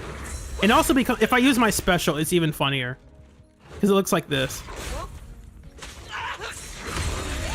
When he actually does the right move. Shoot past me. Come on.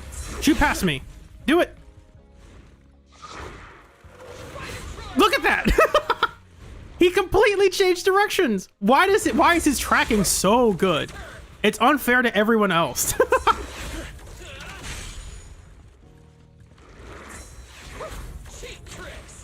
Yeah, because Billy has aimbot, obviously.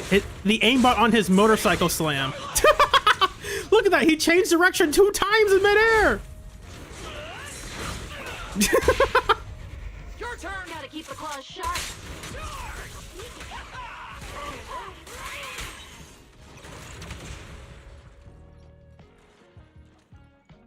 I do like how it makes, we'll go back to talking about Starlight Billy. I like how his kit also synergizes with quick assist agents. So even with a character like Pan, even though Pan is not the best character in the game, using Pan, you can use Pan Lycon. And you'd probably want to do it like this. I'm at your disposal.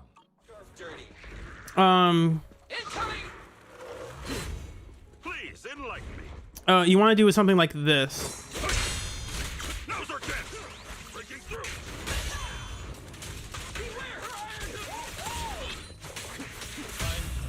Don't blink.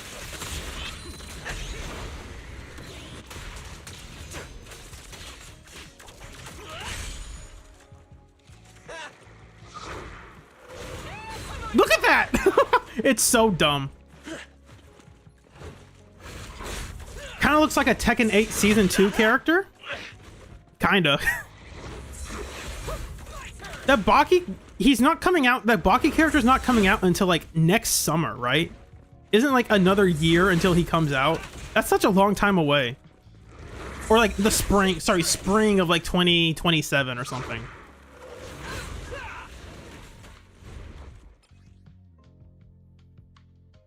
Okay.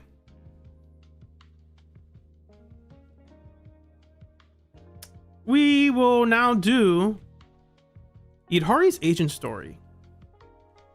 If I can find it again. Is it this one? That's not it. Is it? It is it. Fantastic. I will change this stuff around now. Put Zenless's audio back to normal. Go to presenting. You can't see anything and can't hear anything. Turn this on. Turn this off. Where we left off last time, we went into the Hollow and we said, "Oh my gosh, Don't say it like that. Big Daddy's here." That's the leader. That's the leader of the Sons of Caledon, Big Daddy. Except he's not. Hello. We went over that before.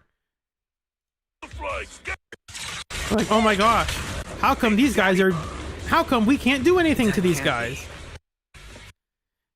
It's because our Hollow researcher, our guide, our ethereal savant, Lucia, with the greatest hypothesis of all time.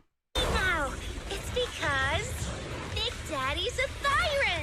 Only Thyrans can defeat ethereals. Wait, what? You can't just revoke my Thyran card because I got beat by these ethereals?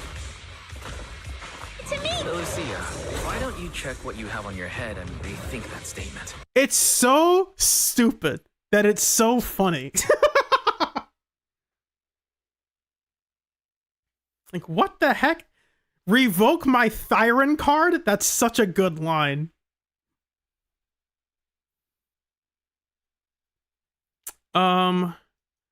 Where else?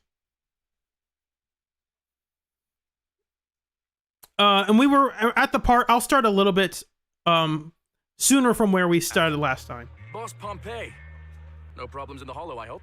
Pompey found If I ever fell to an ethereal, the Vanquishers would have no business claiming the title. Pompey found Lucia, The expansion. not Lucia, Yidhari. I always get them mixed up. They found Yidhari in a hollow. This is Yidhari's dream. Office. So she was actually saved by Pompey and Moors, specifically. Moors used to be a good guy, or at least on the good guy's side. We don't know what caused him to change. This is all memories of Yidhari. We're trying to figure out, why are you in a comatose state? Why, what is the trauma you're hiding? How do we go about resolving that? And after we beat up those guys, you come to this wreckage. And we also learn more about Pompey when you talk to them. And we learn more about Big Daddy as well. You also learn more about Caesar, how she got a motorcycle on a roof. Don't ask how. How she read cutesy girly books as a kid, but didn't want people to know about it. Probably because she got made bullied as a kid. It's like, what are these robots doing in a dream of Yidhari? Judging by these specs, they look like the kind of gear only big corps get their hands on. Let's look at these scraps we gathered from the battlefield. Shipping receipts from Port Elpis to Darkwater Research Center stuck on it. Something's fishy's definitely going on here. Get it? Because Yidhari's a fish person, kind of. Are there fish people in Zenless? Like, there may or may not be mermaids. There's probably one mermaid in Zenless. The story's very, like, hand-wavy about that whole thing in the summer event. So are there fish people? Or are there just, like, are there fish people with legs? Or are there humans who just have fish legs?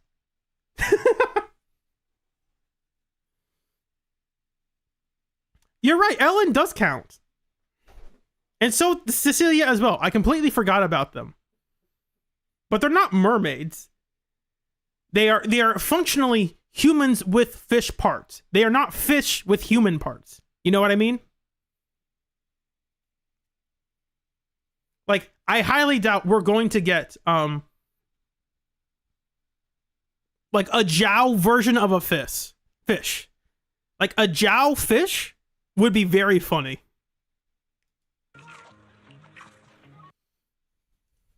Yes, Fishman, One Piece. Set sail for One Piece. Initiate facial recognition.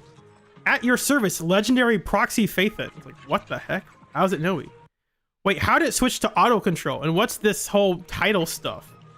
Like, oh, Yidhari, is that how you imagine the proxy to be? It's like, yeah. Phaethon to be... So for Phaethon to be a legendary proxy means the very best of the best.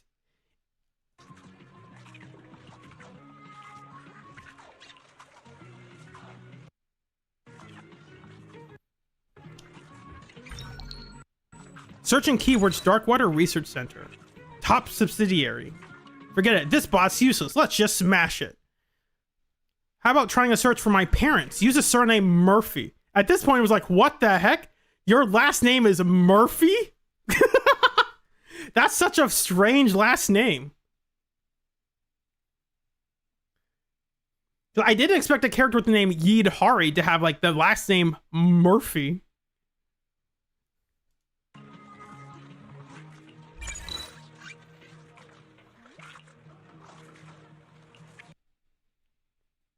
Imagine if your favorite Genshin Impact character, if they revealed that, oh yeah, their last name is Murphy.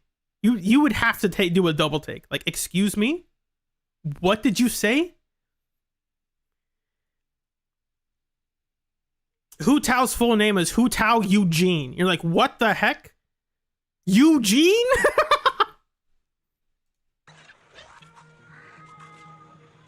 There is a character named Remiel Dan. Dan is such a weird last name. She's the cousin of Dan Hibiki from Street Fighter. That's the crossover they're doing in season 3. And that the Street Fighter movie's coming out. They're gonna do a Zenless crossover. Dan Hibiki joins Zenless Zone Zero. He'll be a B rank agent.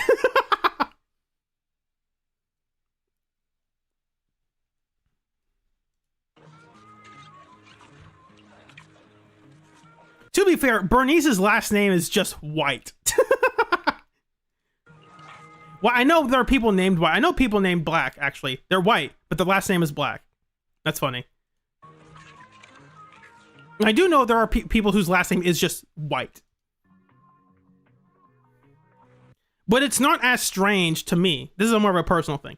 As like Murphy. Like, that's a very... Like, that's not even like... At least with the last name White, you could say, oh, that was translated from like the original language to be like, oh, they use the Chinese word for white, so we just use white.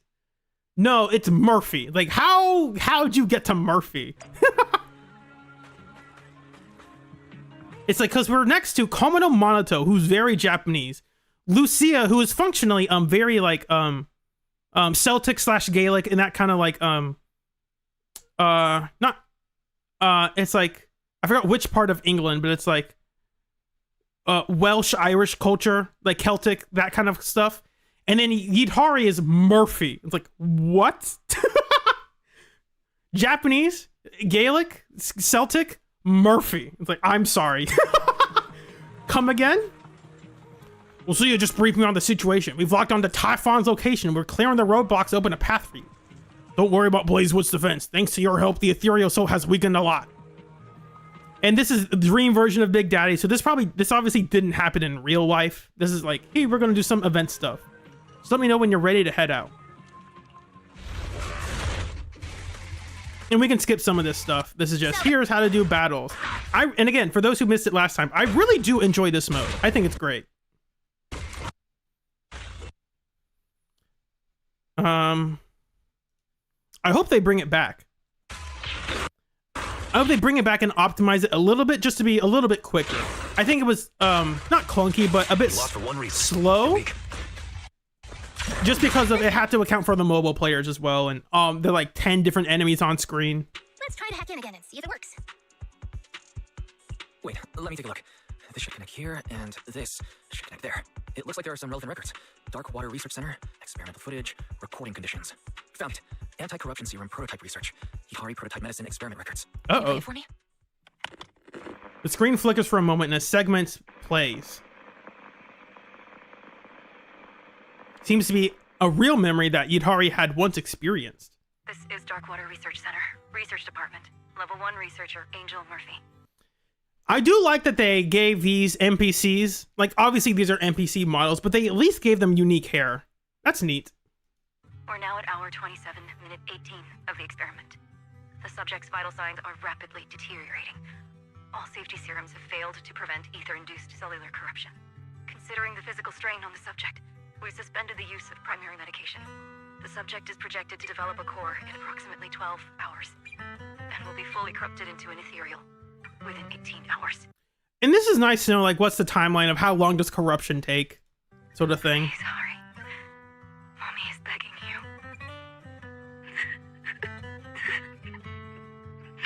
The experiment ends with the sound of Yidhari's mother sobbing.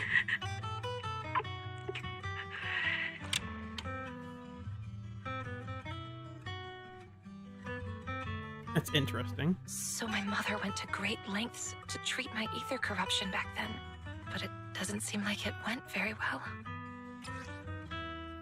A fragment of Yidhari's memory. Yidhari's mother tried everything to cure her, but nothing seemed to work. Mental stability has returned to a safe level. Dr. Lydia says we should be able to wake her up with... Oh yeah, after witnessing this traumatizing memory, oh yeah, her mental stability is really is good now. It's like, what? No, it isn't. What are you talking about? I'm sorry. I'm not ready to leave this dream yet. My parents' disappearance has gnawed at my mind for so long now. I need to find out where the Darkwater Research Center is and what happened there. But where else can we go to investigate? We've already hacked into the highest level machines. Port Elpis. These machines all have shipping records from Port Elpis to the Darkwater Research Center. Romanoid, you make a good point. I think it's cliche for people to, not cliche, but I get tired of the discussion of players being like, oh my gosh, the sad backstory of, oh, my parents died again. Be original. And it's like, dude, the point of Zenless is that, like, it's a post-apocalyptic world. The entire world is dead except for this one giant city. It's like Power Rangers RPM. Get in gear. No one watches that show except me. I thought I think RPM still holds up. What do I know? And so the point is like Ju Yen is an outlier. Like, Ju Yen's parents are alive and not dead, and that's an outlier. Most agents have dead parents because they live in a post-apocalyptic world.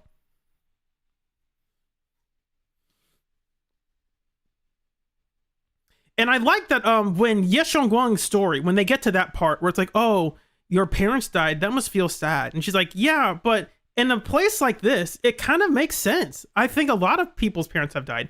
And I like that. I appreciated that line in some aspect. On one hand, you can say, oh, the writers are trying too hard to be like, nudge, nudge, wink, wink. Hey, a lot of characters have dead parents. But I think it made sense in the context of the story in 2.5.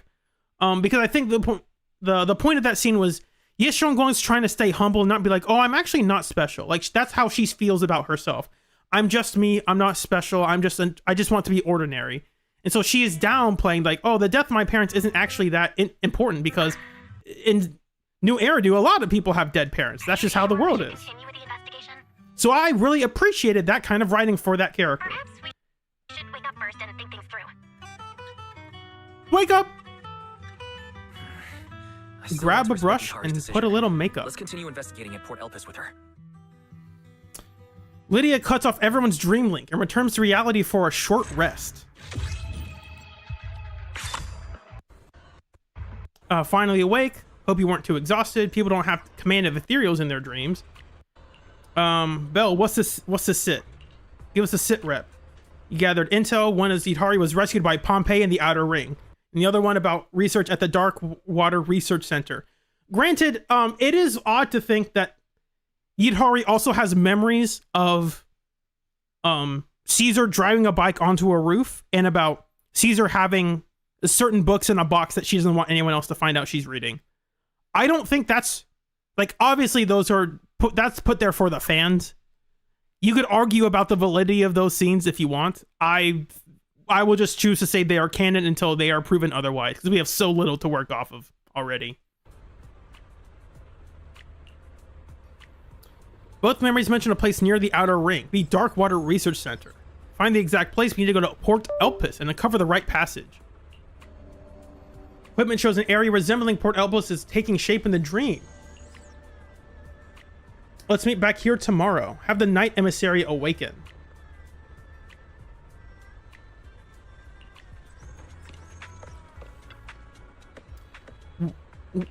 Your performance in the dream terminal was truly breathtaking.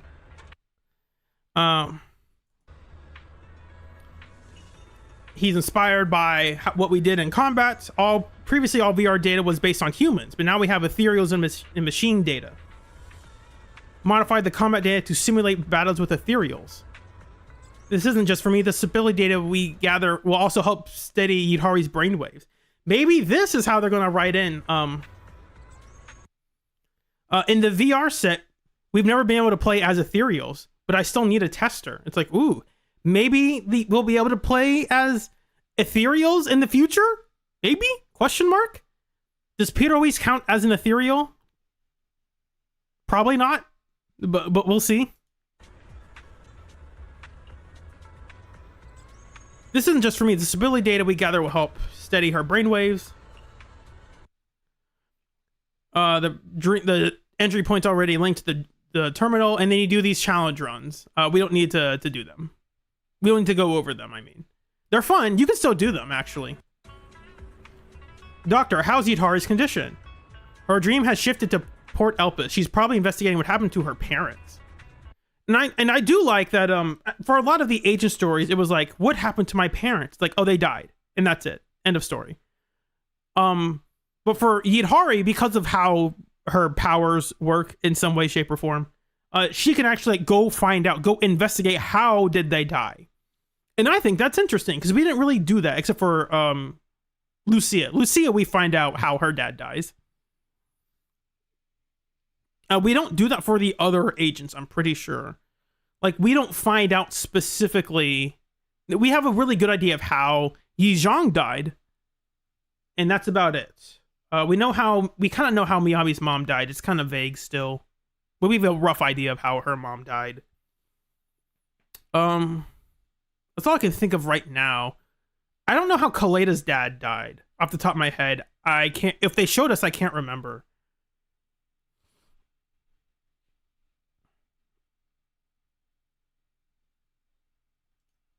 Yeah, we know Kaleda's dad died. I don't remember exactly like the context of how he died.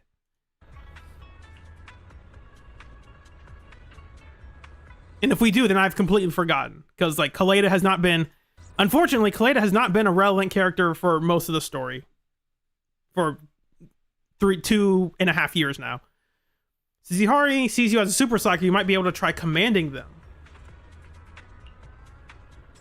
Yeah, it's something to do with sacrifices. Okay, that's probably right. You can't handle enemies in her dreams just yet, so having backups always a good thing. Yidhari has to face her own demons. All right, let's move out.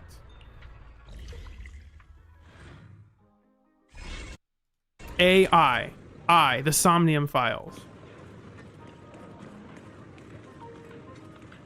I have a song I can play for that. Very quickly. Let me try to find it in my browser over here.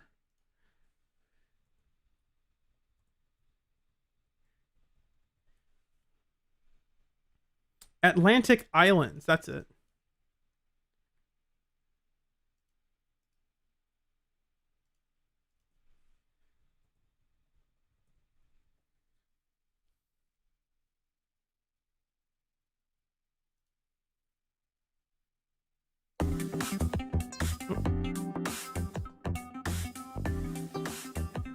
Oh, that's the wrong tab. Hold on.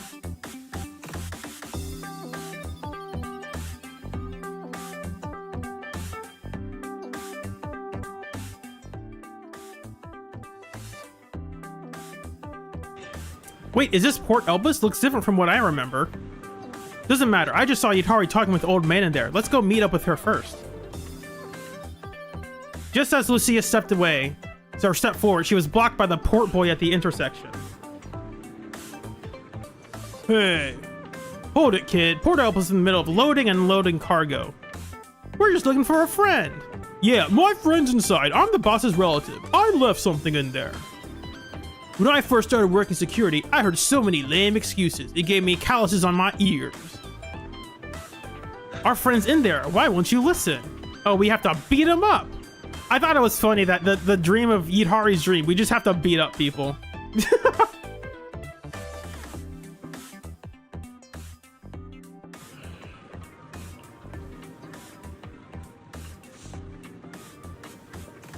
Take one more step and we'll regret it. Will we? Yeah, this is a public place. You can't just stop us from walking in. Bunch of thugs. Look like I have to knock some sense into you.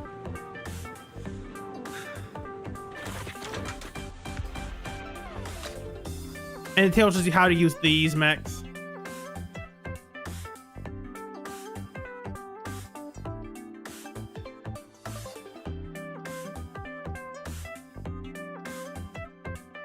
Well, they'll do some talking here, so I'll stop the music.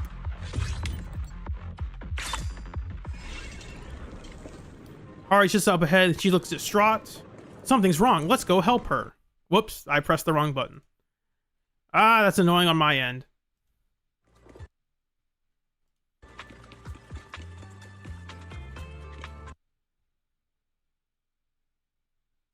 This battle. Feeling any better now? We're here to help. Yidhari, we're here to help. Bagu, this is the friend I mentioned to. I've also heard people So, make what I jokes really about need this names like Grandpa Goo. What kind of a name is Yidhari, Goo? We're here to help. Ah, Grandpa Goo. This is the friend I mentioned to you. Everyone, this is my neighbor, Grandpa Goo. He's taken good care of me. Hey, don't you run off now, little lamb, little pup, and little thief! I'm not finished yet! What's going on here? Grandpa Goo, these are the people that forced their way into the docks and beat us up. Then you all should Get them, right? Got it. Let's go, boys. Grab your stuff. quickly apologize to our guests. How many times have I told you? Life isn't about throwing punches, it's about knowing how to connect with people. These are all Hari's friends. You just attacked without even figuring out who they are? Huh? Hari? Little girl from the Murphy family. Oh, sorry. It's a big misunderstanding. And you have the audacity to go around bragging you'll be the next shipping tycoon of Eridu? How about you focus on finishing your actual work first? Eridu? What do you mean? Eridu? Isn't this new Eridu? Right. This should be Port Elpis from my childhood memories, back before the old capital had fallen. No wonder Port Elpis looks a little different from how I remember. So this is how it used to be. By the way, Hari, I found the videotape you were looking for. You want to give it to your mom as a birthday gift, right? Enter the ether. Wait, That's the videotape. Birthday. Wise, did Yidhari remember something again? Fairies captured another fragment of her memory. A fragment of Yidhari's memory. Yidhari received her mother's birthday present at Port Elpis, a videotape of Enter the Ether that Grandpa Goo helped find for her.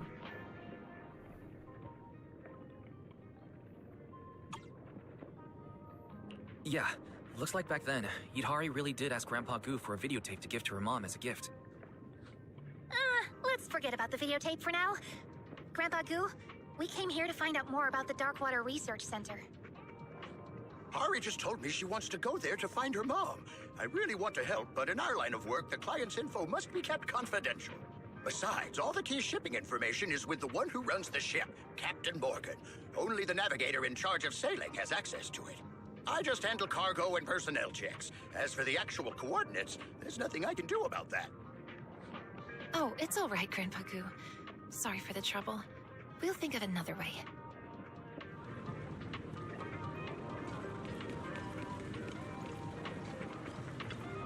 I did like in this place how you could still walk around and everything looked really different. I appreciated that detail. I do have a fun screenshot to share if I can find it. I'll look for it later during another dialogue scene.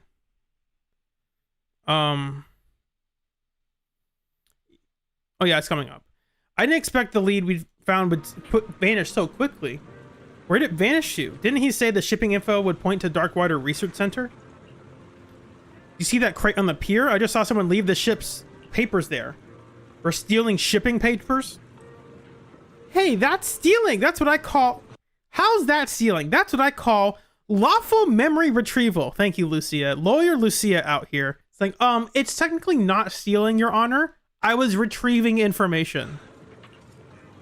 I'm not so sure about this. After all, it's still someone else's confidential information. It's a dream, Yidhari. It's fine. It's info you should know. Why worry about that in your own dream? If these shipping records are here, it means you must have seen them as a kid. Thank you. Thank you, Lucia. I like the whole like navigating like the morality of like what are we allowed to do in this dream? And it's like, Yidhari, it's your dream. Do whatever you want. Yeah, even if it's private, it's still a part of your own memories. So it really won't matter. Besides, look, there's no one around those shipping records. Can you really resist taking a peek at a clue about your parents when it's right in front of you? Like, I get it. Questionable morality in dreams. I think this crew is cute. I like their dynamic with each other. I appreciate it. I wish they did more with it instead of not more with it, but like more with Spook Shack as a group. Because again, I think the event's going on right now. I haven't played it yet, but like the event that's happening right now is like, here's Alice and Yuzuha. And it's like, wow, you don't say. Alice and Yuzuha? I've never seen them hang out before.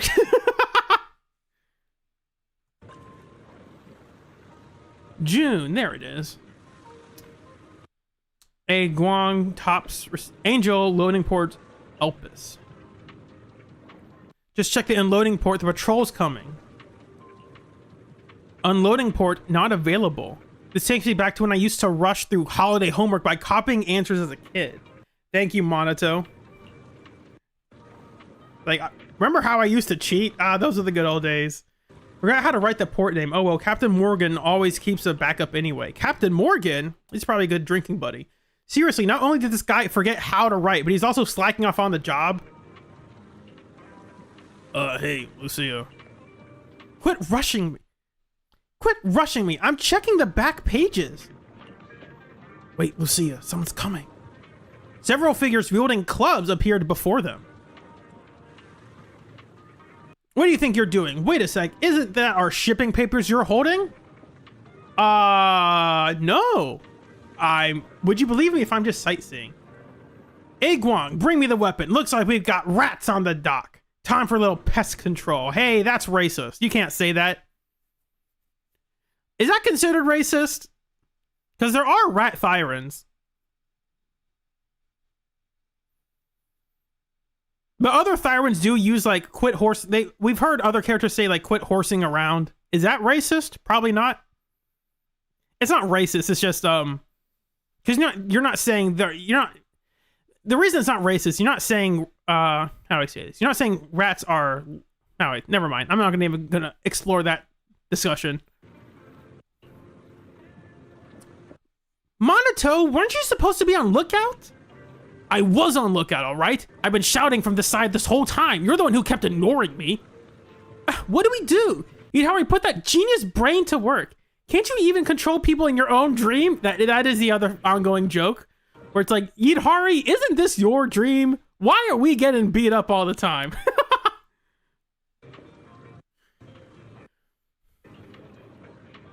Forget it. Let's face them head on. They're already swinging their clubs, and if I don't step in, Proxy's gonna get smashed to bits. But we can't beat them up. We have to get other things to. Nonsense. I can fight. Hold up, my stomach's killing me. Go! Wipe out every last enemy! Lucia, calm down! Genocide Lucia out here? Kill every last one of them! Go! Wipe out every last enemy! Calm down, girl! I know it's a dream, but come on! Uh-oh. Let's be honest, we don't want to make things difficult for you. Where's the info? Huh? Don't you have the shipping papers right there?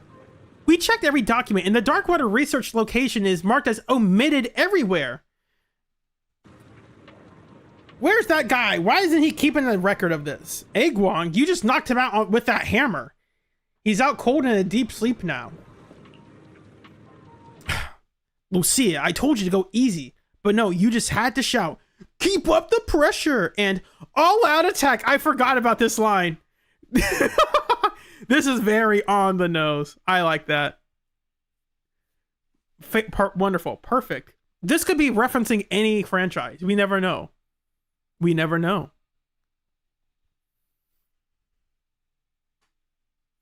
Persona collab when? That's a great question. Isn't Persona having a collab with Call of Duty right now? Specifically Persona 5. Isn't there a Persona 5 Call of Duty collab happening? Or going to happen? I thought I saw a picture of that. I don't know if it's real. It could have been photoshopped.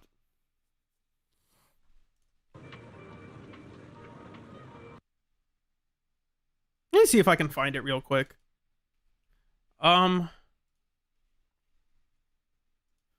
Let's type in Google real quick.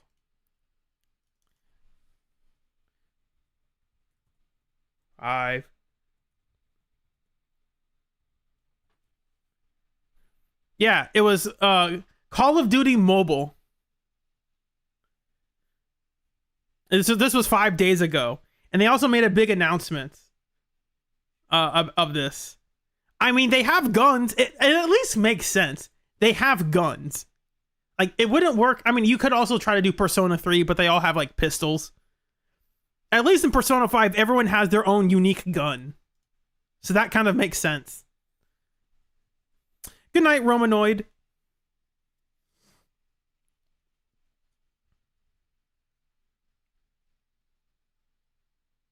It looks interesting. It's not just here are the characters. It's like here are the characters and also they're shooting people. Like, yes, for his neutral special, he wields a gun. Fantastic. I did hold back. Otherwise, this guy would have been in eternal sleep. Like, Lucia's talking about how if Lucia's trying to power scale herself, if I went all out, I would have killed this guy.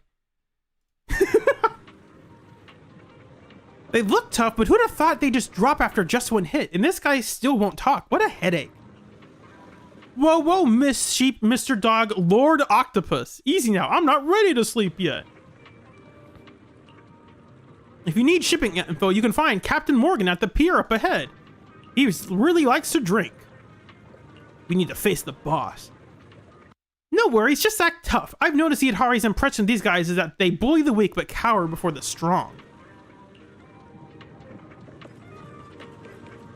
Absolutely no way. They're like, hey, you should... Monito, we're here.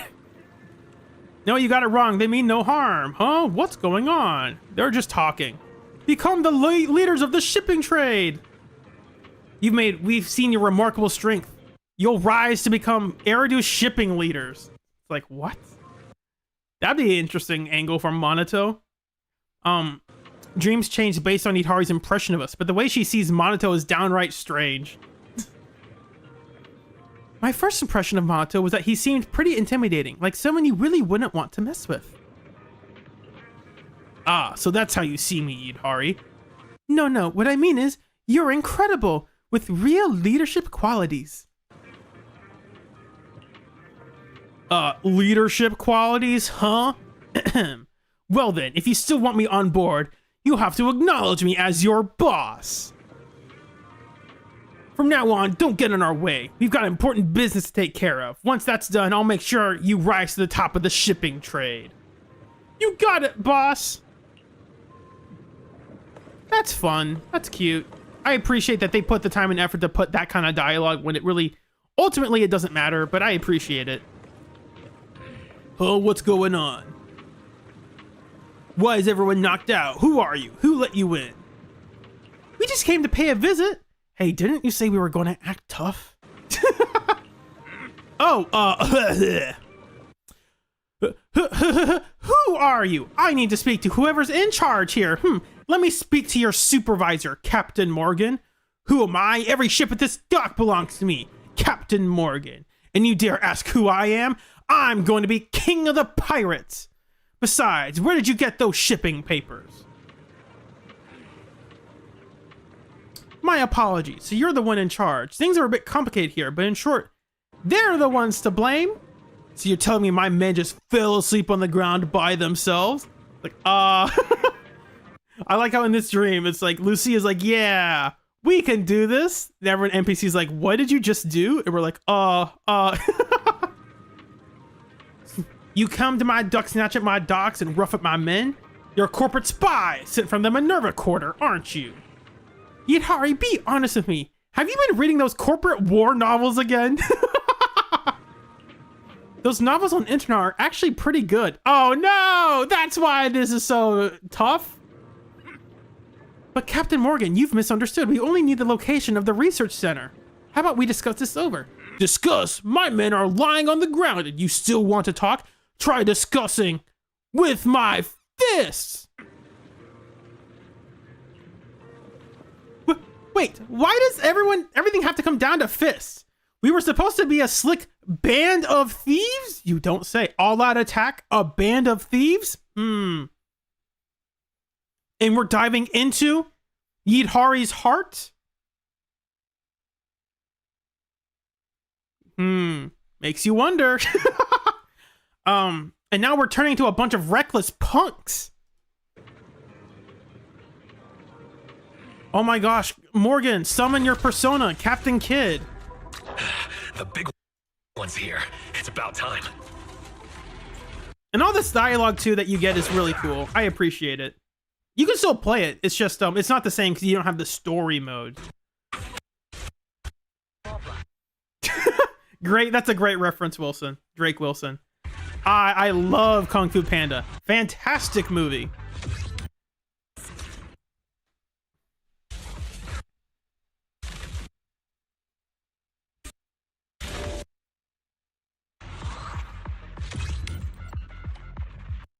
I mean, technically, aren't we getting our own persona or something in about a few weeks? That is the annoying thing about season 3. No matter what they reveal, it's going to take forever to farm the materials for Valina, because you not only need a brand new element, you need to farm brand new drive discs. And it's just a hassle.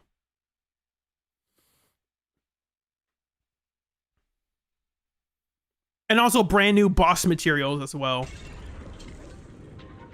So at least when other agents come out, you can farm for their skill discs. You can't do that with Valina.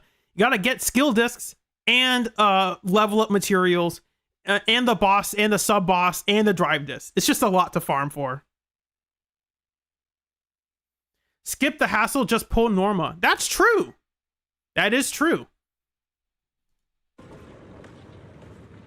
And with Norma, you're still going to use King of the Summit, so I guess that's fair. Huh. You got some fight in you, you little punks. Sorry, Captain. I've heard of you, and I know you're a good man. I truly didn't want to clash with you. But we're after the One Piece. Morgan, we're in trouble. We're under attack. What? Of course we are. I've already been knocked down flat, and now you come to war me? Don't you think that's a little late? No, I mean that tough guy hauling the cargo. Not sure if he got corrupted, but he suddenly lost it and went berserk. My favorite anime. So, Yidhari's subconscious is still trying to stop our investigation. I just came through and a bunch of our guys were already knocked out on the ground. Hey, boss, you got hurt too, I get it. You stepped in to help us from losing. Sorry, boss, we messed up big time. No time to explain. That guy already is tearing up the storage. Let's go help him out. Oh no, my cargo. Oh, my cargo. If the dock goes down, those shipping records will be fish food. We've got to take care of this mess fast. I appreciated this kind of storytelling. Also, these guys are hilarious. Train, muscles, forge, spirit. Talk to them. No, I don't think he talks to them. That's a shame. They're funny. I don't remember what they say, but they're basically just bodybuilders. I took a picture with them a long time ago. And now I have to find it.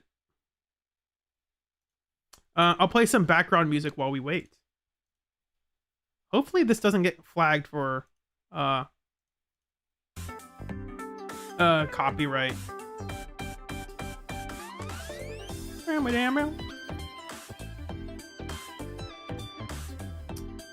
Oh yo, play. Games. Screenshot.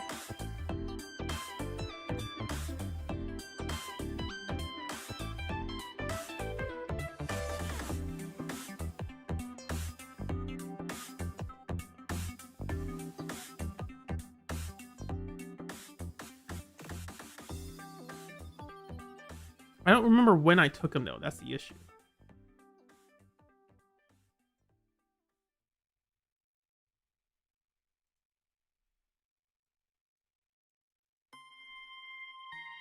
Oh, not that one. Let's unmute this tab because I muted this. Did I unmute it? Yeah, I did unmute it.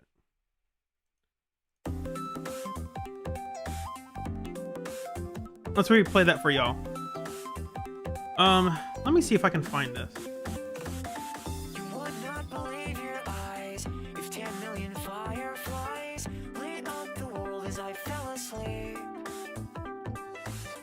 'Cause they fill the open air and leave teardrops everywhere. I have to remember when the picture event happened, and if it's before or after that. 'Cause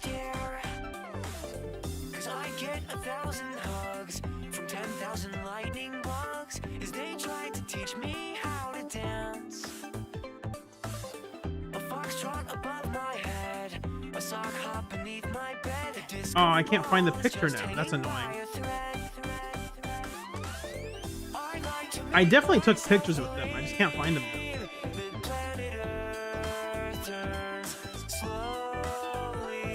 Oh well. The muscle guys are fun. No, I don't think I took a picture. I think I took a video. I think it was a video, and that's on my backup account now.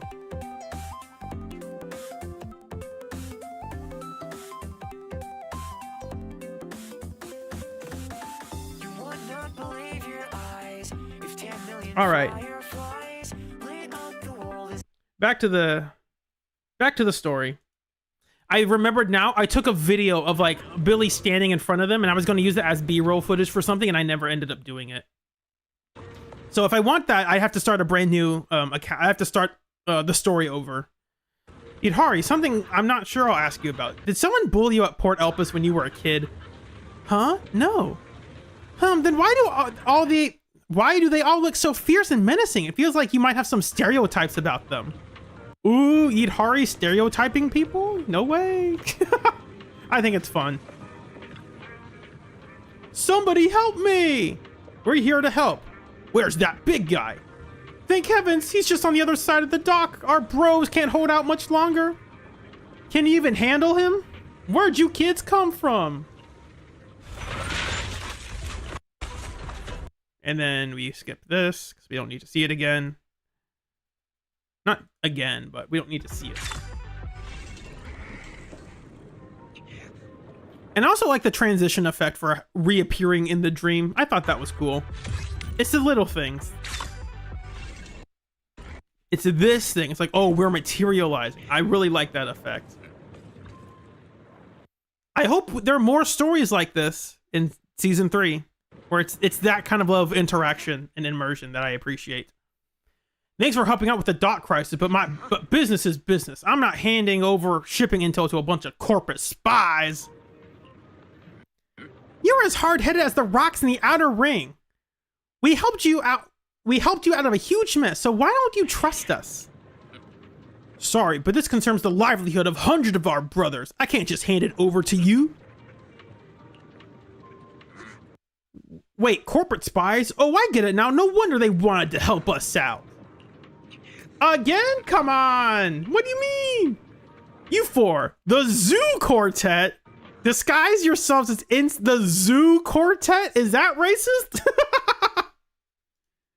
We're not even a Thyran. What the heck? Is that racist? I don't know if it is.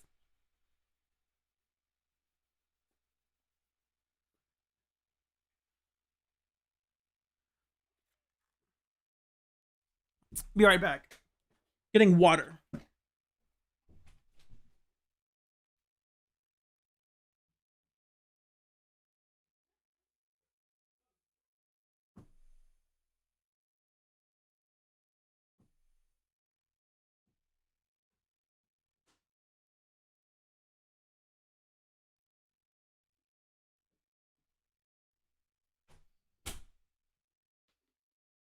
I have returned with water.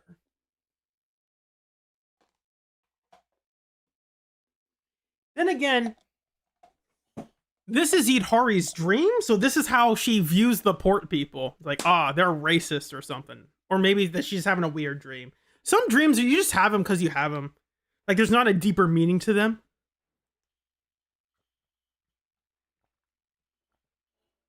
The worst thing is when someone has a dream about you and they wake up and they dislike you because you did something in the dream that they didn't like. Like, okay, but that wasn't me. I didn't do that. I have a friend whose wife has very vivid dreams frequently. And so sometimes she'll have those dreams. He's like, I'm upset at you because you did something in my dream. It's like, what the heck? What am I supposed to do about that?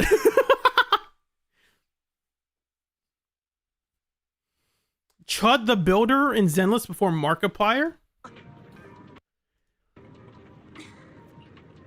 I'm really speechless. The Zoo Quartet. I forgot about this line. This is great.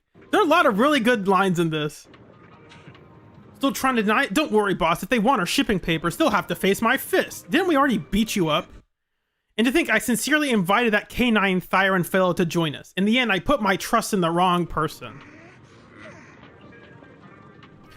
What's with you people? Why does everything always have to be settled with fists? Sorry, looking at it now, I guess I was a bit stereotypical about them.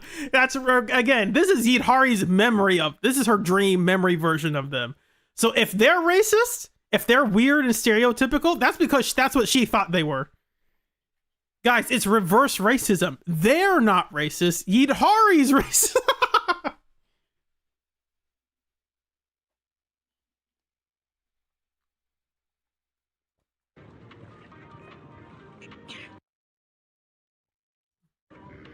It's our time to protect Boss Morgan! Grandpa Goo jumps in and stops the fight, power scaling everyone else. Everyone, stop fighting! Stop! It's all a big misunderstanding. Captain, this is Yidhari, the daughter of the Murphy family, and these are her friends. Murphy's daughter? Well, that makes her one of us, but I still don't understand.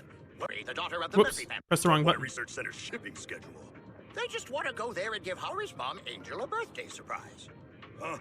After all these fights and everyone getting beat up, it's all just for a birthday? You should have said that earlier. If we had said it earlier, would you have told us? So, if we had said it earlier, would you have just told us? No. Absolutely not! Stuff like shipping routes and client info isn't something we just hand out. Kids, in our line of work, we say protect client privacy like it's your browsing history. Grandpa Goo, you better get them out of here. Morgan! That's another banger line. Protect client privacy like it's your browsing history. That's a great line. What the heck? Grandpa Goo. Why is it in the side story? You better get them out of here. Morgan, what are you doing? Have you forgotten how the Murphy family helped us before? This young girl only has one wish. Why'd you have to bring that up? Anyway, the last ship to Darkwater, the Angel, is about to depart. Goo, make sure you double-check the tickets and verify the passenger information. No ticket, no boarding. You'd better get moving. The Angel. The Angel. Wait, did someone see your browsing history? I mean, don't worry, Captain. What? What? Captain Morgan leaves after he spoke. Yidhari's expression changes slightly. Following her gaze, a merchant ship engine begins to rumble, seemingly about to depart.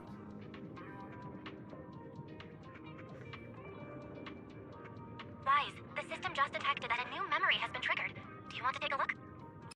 A new place in Somnium has opened. We can still save Yidhari. Yidhari, I'll save you. The Cyclops Killer. We're just going to turn this to AI, the Somnium files.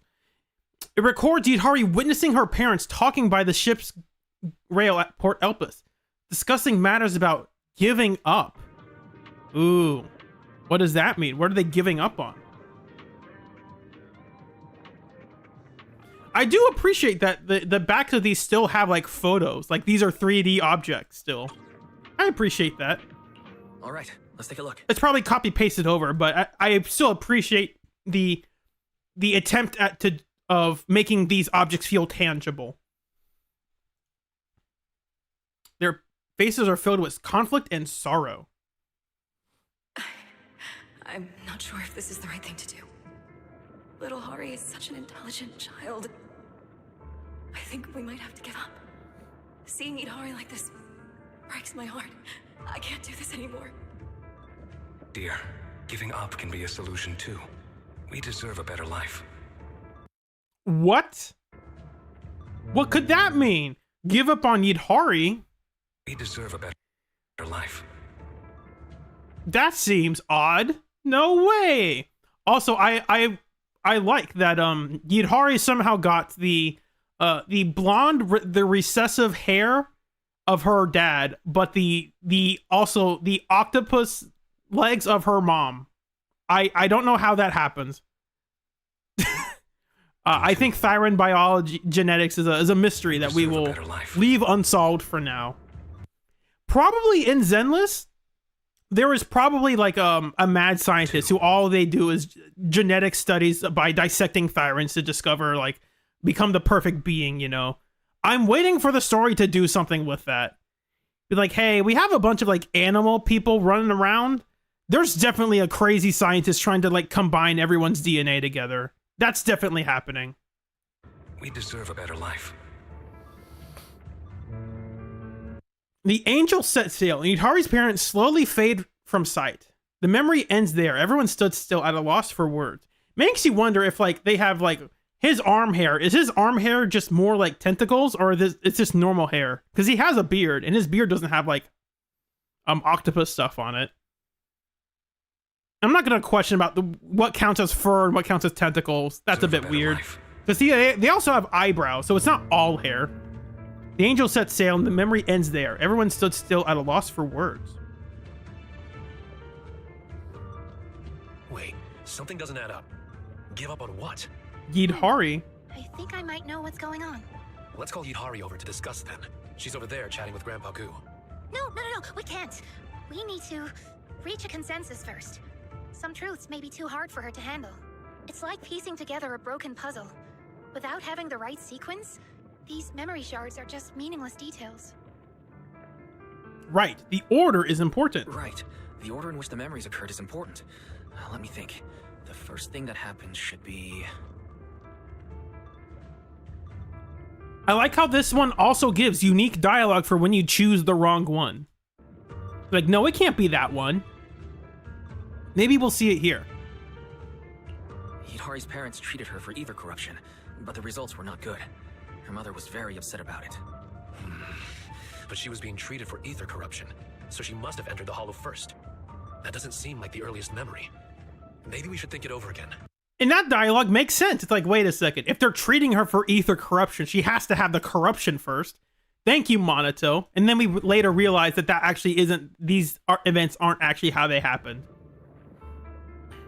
It probably started when Yidhari accidentally wanted... Based on what we have right now, this line, Monato's line of thought makes the most sense. It was saved by Pompeii. Yeah, that sounds about right. In terms of the order, it all seems to have started because she got sick in the Outer Ring Hollow. The next memory that happened should be... Yidhari's parents treated her for ether corruption, but the results were not good. Her mother was very upset about it. Yeah, ether corruption is a complicated condition, so it's no surprise that it was hard to treat. But the next thing must be... The last memory, the one we just collected, shows that Yidhari's parents tried everything, but when nothing worked, they chose to leave her behind and boarded the ship? Wait, isn't there another memory about preparing a birthday gift for her mom? I think it was probably right when she wanted to give her mom a birthday gift at Port Elpis that she overheard her parents talking about giving up.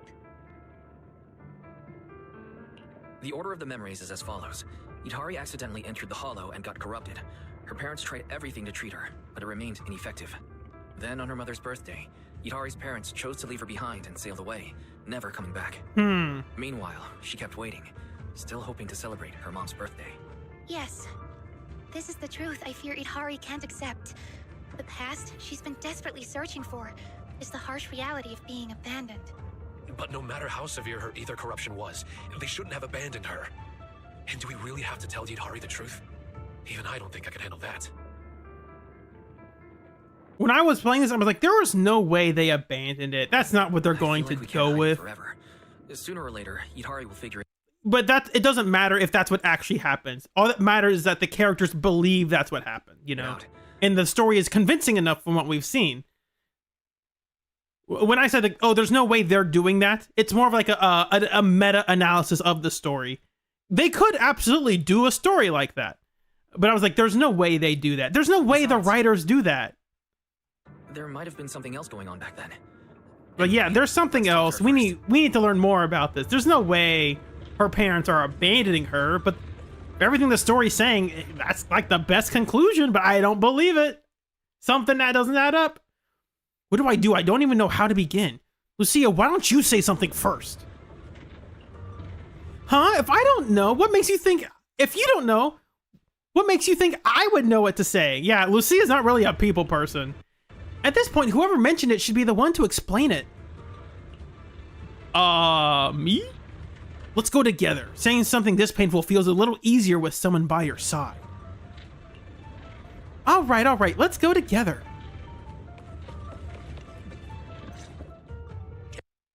Take this ticket and get going.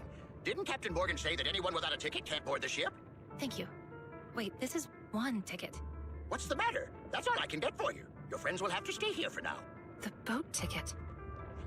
Yidhari, we're back. Sorry, Grandpa Goo, but we need to talk to her alone. I hope that's all right with you. No problem. You kiddos have kiddo stuff to discuss. I understand. Kiddo stuff? Sure. Yidhari? You still collecting those Pokemon cards, Yidhari? It's like, oh, go away. There's something I'm not sure whether I should tell you. I already know. Get along, Gramps. I had a feeling that whatever we can figure out, you'd figure it out too. Actually, I've always known. Uh-oh. I just wasn't ready to admit it. Oh, no. Comfort Yidhari. Just keep calm. We'll find a way to locate your parents. Oh my god. They might be living somewhere peacefully. Let's wake up first, and then we'll go find them together, okay? It seems there's some misunderstanding with your parents, but it can be resolved. Look at you now. You're healthy and strong, aren't you? No, you don't understand. Of course Minato would say that sort of thing because he's basically the parental guardian for his two kids, his two siblings that are not, they're his adopted siblings. Like, hey, look at the bright side. You're healthy and strong. It seems there's some misunderstanding with your parents, but it can be resolved. Look at you now. You're healthy and strong, aren't you? And that's Minato trying to be like, hey, it kind of sucks with your parents, but let's look at the bright side of things. And of course, Minato would try to think like that. He's trying to cheer her up in his own way. I appreciate this kind of writing. No, you don't understand. It's all my fault. Uh-oh. It's all right. It's not your fault. It's fine. How could this possibly Don't freak be your out. fault? You don't Don't summon a boss in your palace. We haven't sent you the calling card yet, Yidhari. We're here to steal your heart. understand. It was impossible from the very start. I was never going to see them again. Wise, Yidhari's condition isn't good. Her emotions are fluctuating all over the place, and the stability of the dream has dropped significantly. We don't want to hurt her, but the truth is just too painful.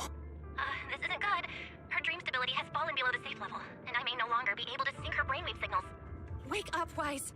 Let me face this nightmare on my own. Uh-oh. Wait, Yidhari, just calm down. We'll find a way to fix this. Will we? It's not working, Wise. Dr. Lydia says we have to wake you all up, or you might suffer mental damage. Oh, mental damage. Wait, not yet. Goodbye, everyone. Thank you for everything you've done for me. No. Wait, The connection to Yidhari's dream was severed, and everyone's pulled back, snapped back to reality.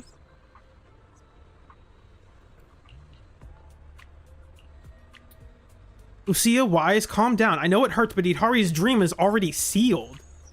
No, she's an octopus, not a seal. No, you don't understand. Yidhari ended up like this because we tried to tell her the truth. But going into her dream like this would mean intruding on a mind that's already fragile. If she collapses again, none of you will be able to get out. We only have 6 minutes. Insomnium. What does that mean? Yidhari has to remain unconscious like this? Sorry, but you're all mentally drained. I can't let you take risks like this in your condition. Why don't you take a walk and get some fresh air? We'll enter her palace another day. Let's go, Wise. You could be able to use some fresh air to clear our heads.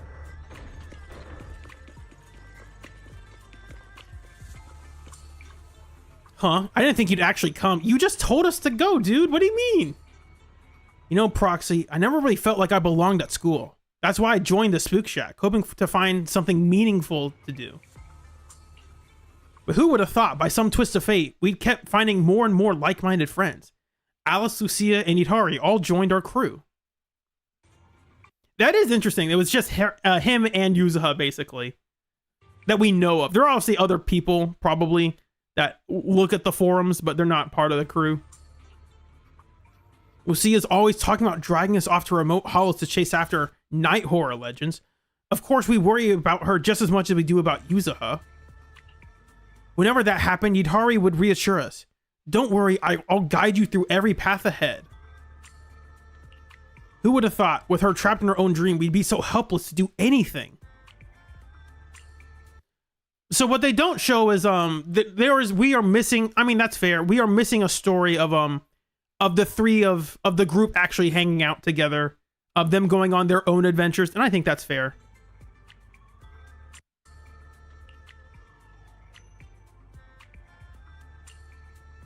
We'll find a way.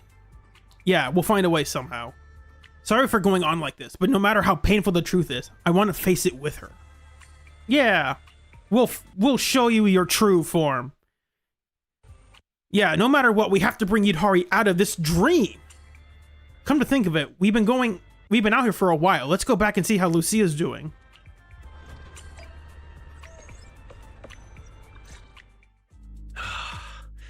We're back, everyone. Had a little powwow session, just the two of us. Lucia, Talk about our feelings. What's wrong, Lucia? Everyone, I think I've discovered something incredible. Do you remember the ticket Grandpa Goo gave to Yidhari when we left the dream? While I was sorting through her things just now, this identical ticket fell out of her old belongings.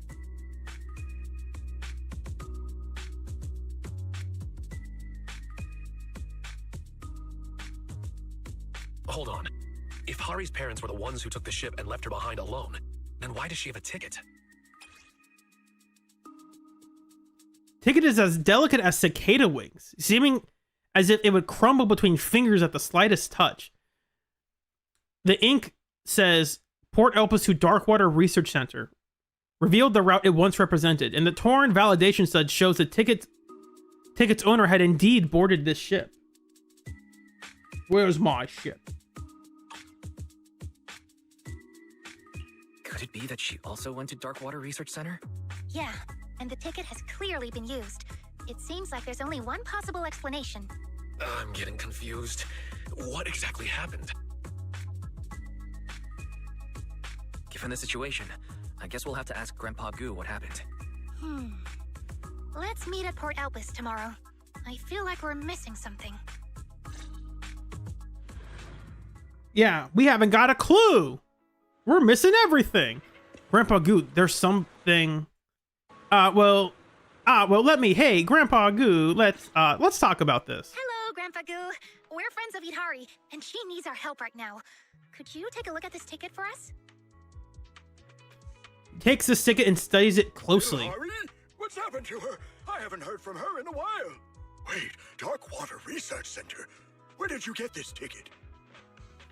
The group tells him about Yidhari's condition. Oh, poor child. She still can't let go of what happened back then. I've never forgotten about it, not for a single day. It was her mother's birthday that day. Little Hari came to Port Elpis to give her mother a gift, but unfortunately, they boarded the ship ahead of her. I couldn't bear to see little Hari so heartbroken, so I secretly gave her a ticket and took her on the next ship. So, you took Yidhari to Darkwater Research Center? Yes, perhaps what you saw in the dream was her memory of the moment I gave her the ticket. I never imagined my actions would result in such irreversible consequences. It's all my fault. Irreversible? Irreversible? What do you mean, Grandpa Goo? Once we arrived at the research center, I safely handed her over to her father. He was so happy to see her, and they planned on giving her mother a surprise birthday gift. I returned on the same ship, but halfway back, I received news of the Hollow Zero crisis. Before I knew it, all of Eridu was thrown into chaos. People needed supplies and quickly. With land route swallowed by Hollow Zero, Captain Morgan led us by sea to Minerva Quarter. But old Morgan, I was overwhelmed. By the time I got things under control, I learned that Darkwater Research Center had been swallowed by the Outer Ring Hollow. Days later, the HIA brought Hari back, but her memory was fragmented, like something had I totally deeply forgot. I shaken. should be taking As notes. for the Murphys, no one ever Granted, heard this from part's them really again. simple to take notes on. Did I miss something? This doesn't align with our previous theory at all. That Yidhari's parents abandoned her because they couldn't cure her illness. Feels like we're looking at a completely different storyline. Illness? Abandoned her? What are you all talking about?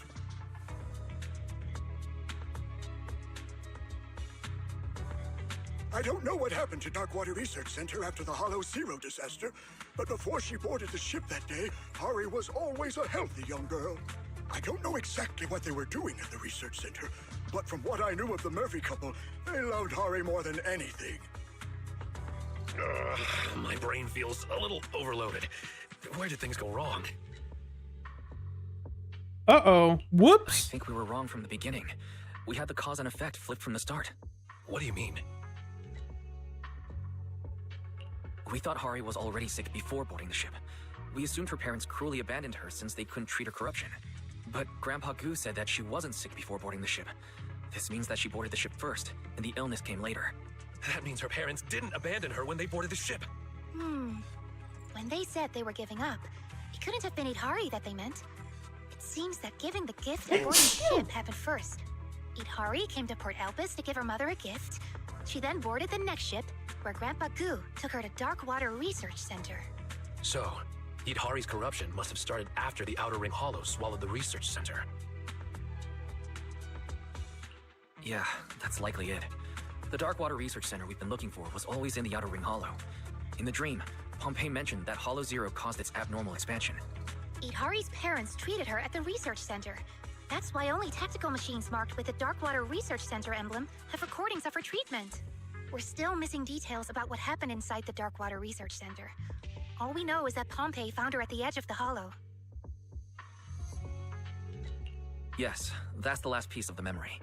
We thought the story began with Pompey saving her, but that was actually the ending. Now it all makes sense.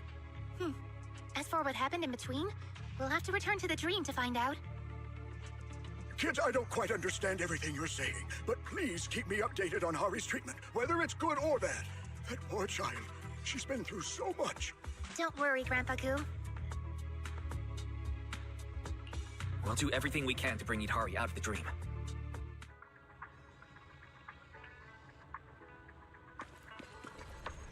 I've been taking notes that whole time. That's why I wasn't saying anything. Though the dream realm was chaotic, there are still some scattered pockets of stability.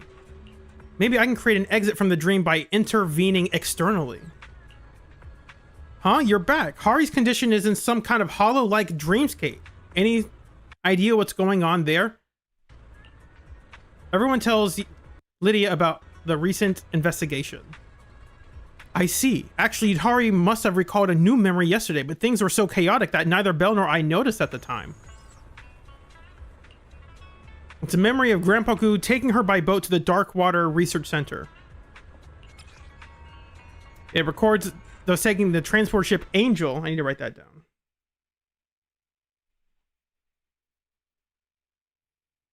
Grandpa Goo abandoned her.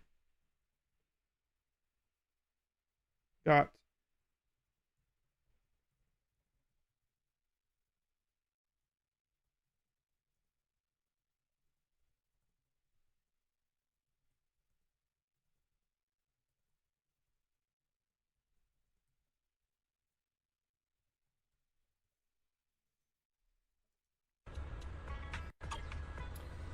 the moment Yidhari saw the ticket, she probably recalled it all. When she said, "It's all my fault," she must have been feeling guilty about her parents not making it out of the hollow with her because they were trying to cure her.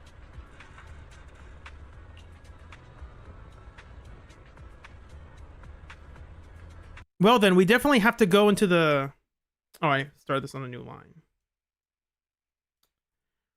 Go into the dream and help her. There's a deep-seated childhood trauma for Yidhari, and she probably can't overcome it alone. But this dream is in such chaos, I can't guarantee your safety. Doctor, maybe we should try the method we just talked about. Method? What method? If we compare chaotic dreams to hollows, then maybe what you're doing is essentially this acting as proxies. guiding dreamers back to the waking world. That's interesting. That's world building. It's like, hey, navigating this dream place, it's almost like guiding people through this a hollow. Things are always constantly changing. You got to find new exits and entry points. Maybe it's not so different. Just like how hollows have both stable and chaotic areas, dreams work in a similar way. If we guide Yidhari's consciousness to the stable area, we should be able to establish a dream exit. I think this is interesting, and I can't wait for season 3 to do absolutely nothing with this kind of storytelling. What are we waiting for? Let's do it. If only there was, I don't know, a season 3 character who like did stuff with dreams, you know? If only we could find any character in season 3 who did anything with like, I don't know, reading our minds and like viewing our dreams. If only that character existed. Nah, that's crazy. That character doesn't exist. What am I talking about? They wouldn't do anything like that. Come on. Be reasonable. They wouldn't do that. Anyway, back to the video.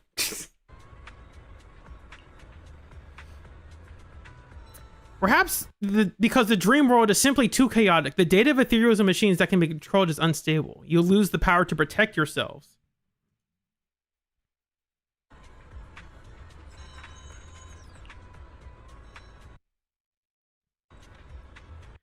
Maybe I could capture some Hollow Raider data in the dream, but we'll probably have to rely on Monato's charisma to actually command them. It's like, oh, what? I thought this was cool before. The first part is, it's us because we have like, we're controlling, we're relying on Lucia to control these ethereals that we've captured. The next one is, oh, we're kind of relying on Phaethon because they know machines. And now the next one is, oh, we're going to have to use the data from Hollow Raiders. So Monato, you're a tough guy. Maybe you know what tough guys do, right? And it's like, I guess. If you insist, I'll do my best to complete this impossible mission. Brainwave synchronized. Construction complete. Date, you have 6 minutes. And I also took some B-roll footage in this place too. This has some really good atmosphere in here. I really like this place. Because it's basically a regular hollow that is also has like the raining effect going on. And the music playing it is the somber kind. It really sets the tone and the mood really well. I really like this area. And what they did with it, I should say. Obviously, this area is kind of like bland and generic, but I like what they did with what they had. Roxy, you're here. Uh-oh. I'm sorry, Yidhari. I misunderstood the situation earlier. Your parents didn't abandon you. Yeah, I know. I remembered the moment I saw that ticket. It was my childish impulse. I boarded the ship just to deliver a gift, and that's what caused all of this. Though I'm not sure what exactly happened. They never made it out of the hollow. Oh, don't say that. Maybe they escaped and are still looking for you. Yeah, the expansion of the Outer Ring Hollow is a consequence of the Hollow Zero disaster. The one responsible for that is also to blame for your parents' disappearance. Thank you, Wise. And thank you all for your hard work. Coming into my dream over and over again, trying to bring me out. But please, leave. Leave? I need to understand what really happened at the Darkwater Research Center. As Dr. Lydia said, we must clean the wound before it can heal. But this is my issue, and I've already burdened you all too much. Once I finish my investigation, I'll wake up on my own if I can. You don't need to worry. No, let us worry. That's what friends do. No, Yidhari. We're here for a reason. We'll help you figure out what happened at Darkwater Research Center. Thank you, really. But I don't know what painful memories might resurface, or what dangers lie ahead. It's fine. I'm already an ethereal combat master. And if Strawberry Parfait doesn't make it back safely, Yuzuha and Alice will give us an earful. Right. I know Yuzuha. If you don't wake up, she'll probably sneak into your dream and find a way to pull some pranks on you. Thanks, everyone. Like, yeah, if you don't wake up, Yuzuha's just gonna annoy you. I was just looking at the scattered lab equipment nearby. I think we can start our investigation there. I like this kind of banter. That's something friends would say to each other, you know? I appreciate that kind of writing. Scattered receipts. Experiment materials are covered in rejected receipts.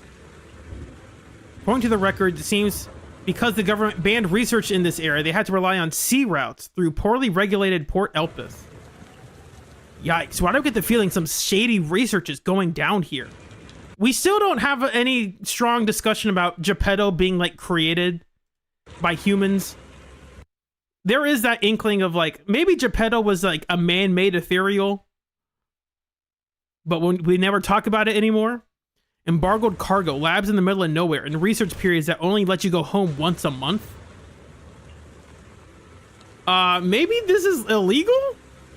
Her parents were illegal Hollow researchers? That's kind of weird. And there's a research center inside a Hollow. Nothing could ever go wrong there. Researcher Angel and Wayland Murphy. Approval status, approved and confirmed. Transfer request. Looks like the day I went to Darkwater is also the day my parents were going to leave. Talk about a trick of fate. Ari. It's fine, I'm just feeling a bit sentimental. I also like you can hear the rain. Again, it's the atmospheric stuff that I appreciate about this part of the story. She found some experimental footage. Look, the equipment over here seems to contain 2 lab recordings. It belongs to Angel Murphy. That's Yidhari's mother. Quick, let's play it. I don't think Harumasa's teacher was responsible for Yidhari's parents' death. I don't know if that's the same thing.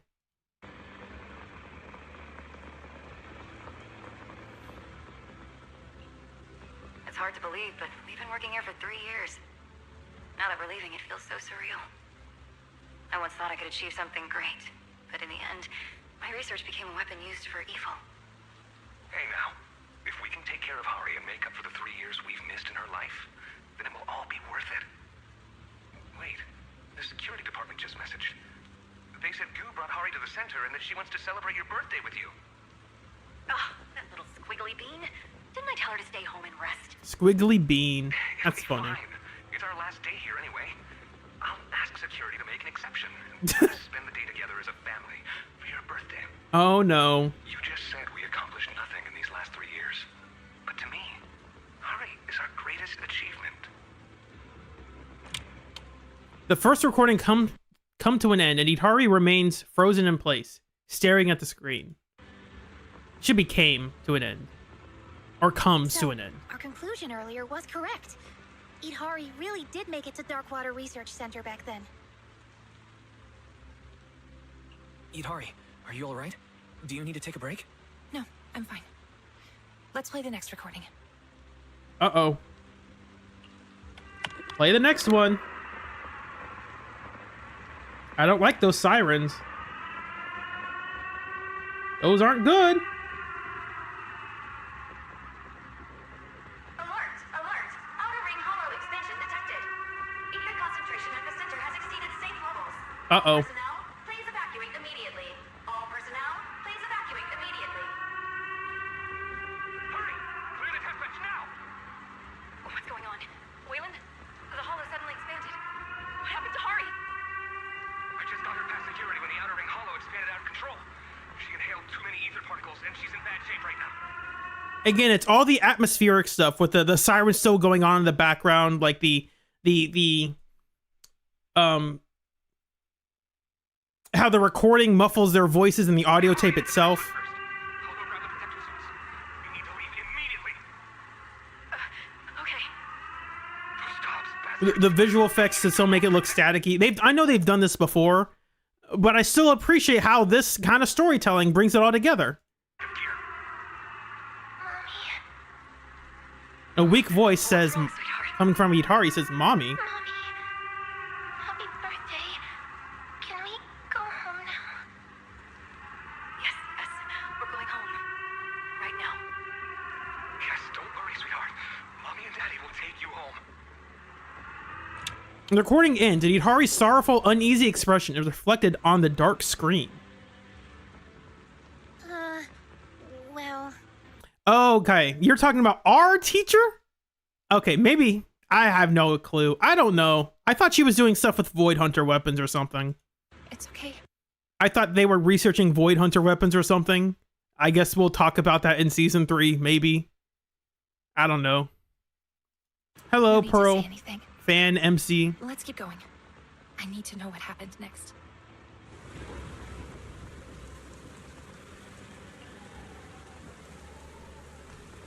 You've been keeping a close eye on Yidhari's condition.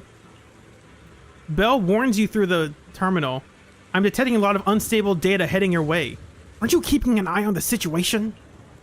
Don't blame me. I didn't want it to be like this either.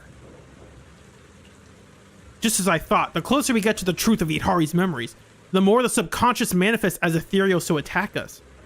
Sorry, everyone. I still get a bit emotional sometimes. Yeah, no kidding. No worries. Like the doctor said, if we can eliminate these unstable brainwaves, Yidhari's mind will become more relaxed and stable, right? Maybe? Right, let's take care of these enemies before we continue investigating. Alright, hold on. Come on, show him your iron fist. Feeling much better now.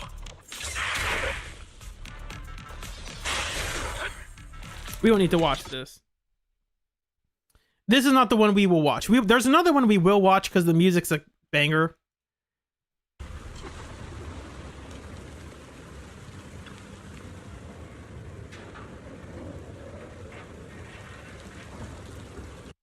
Let me look at that again. I was distracted. This is a path that leads out of the hollow. We must be on the right track, following Hari's original route. All I see is ruins everywhere. Even the 2 proxies beside me haven't made their call yet. Are you sure about this?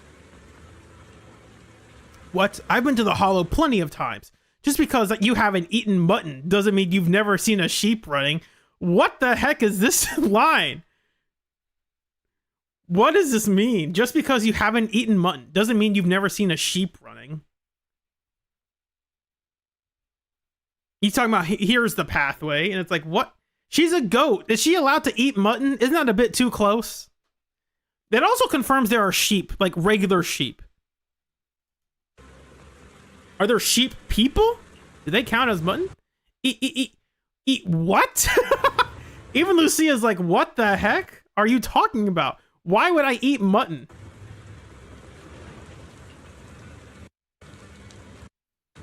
Yeah, I remember this place. Dad went ahead to scout the path first, while Mom and I followed along using his routes. This is pretty interesting. Now let's look for a route around first. Let's take a look around first. I see quite a bit of research equipment nearby. We might be able to dig up some useful info like we did before. I need to go back to take a note.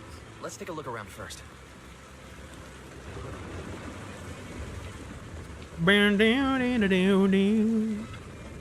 A rain-soaked map is densely marked with wrong paths, with notes about potential dangers written ahead along the paths. This is really interesting. If only there was like a gameplay mode, like a game mode we had where we could see what it was like investigating hollows and like all the different paths you could take. Nah, that's crazy. They wouldn't make that. Why would they make that? Numerous used vials of anti-corruption serum are scattered along the route map. Doses way beyond what any normal person could handle. Even doctors wouldn't dare use this much on severely corrupted patients. It seems Hari's father didn't have much protective equipment, but rather relied on anti-corruption, burning his own life to test and map out the route as he went along. That's hardcore. Better not tell Yidhari the truth for now. That's really interesting. If only there was a way we could see that kind of gameplay, you know, that'd be interesting. If only. Almost like being a proxy is hardcore. The Warren notebook contains experimental records of the anti-corruption serum. As you flip through, it's packed with food recipes. What's this, a lab notebook? But what are these recipes? These must be my dad's notes. He always jotted down recipes after work and would make them for me when he sailed back home. His specialty was definitely desserts. Both my mom and I absolutely loved them. Desserts are great. I don't do a lot of desserts. But I cook normal food. I don't cook a lot of desserts. I have one though. I can make fudge. I can make pretty good fudge. Mr. Murphy seems to know so much. Yeah, looking back now, he was a great father. Because as a kid, you don't understand what it's like, let me inject all these drugs into myself so I can like map out the hollow so my wife and child survive. Like, you don't understand that as a kid. This shape, it's got to be a walkie-talkie, right? What's this? It looks like a communication device. This seems to be a communication device designed for the Hollow. It's equipped with a porcelain buffer to reduce ether interference with the signal. Pearl, I didn't see you ask that earlier. I am replaying this because I'm writing notes about the season 2 story as a whole, and I've already played this before. I am experiencing it with you guys, just because I thought I would do this on my own time anyway, but I thought I could share some of my thoughts along the way with y'all. Looks like a few call logs are still saved on it too. I recognize this. This is the communication device my mom carried with her. The notes when she again. took me out, she used it to stay in touch with Dad. Should we check the recent call history? Or wait until we wake up to look at it? It's fine. Go ahead and play it. I'm ready.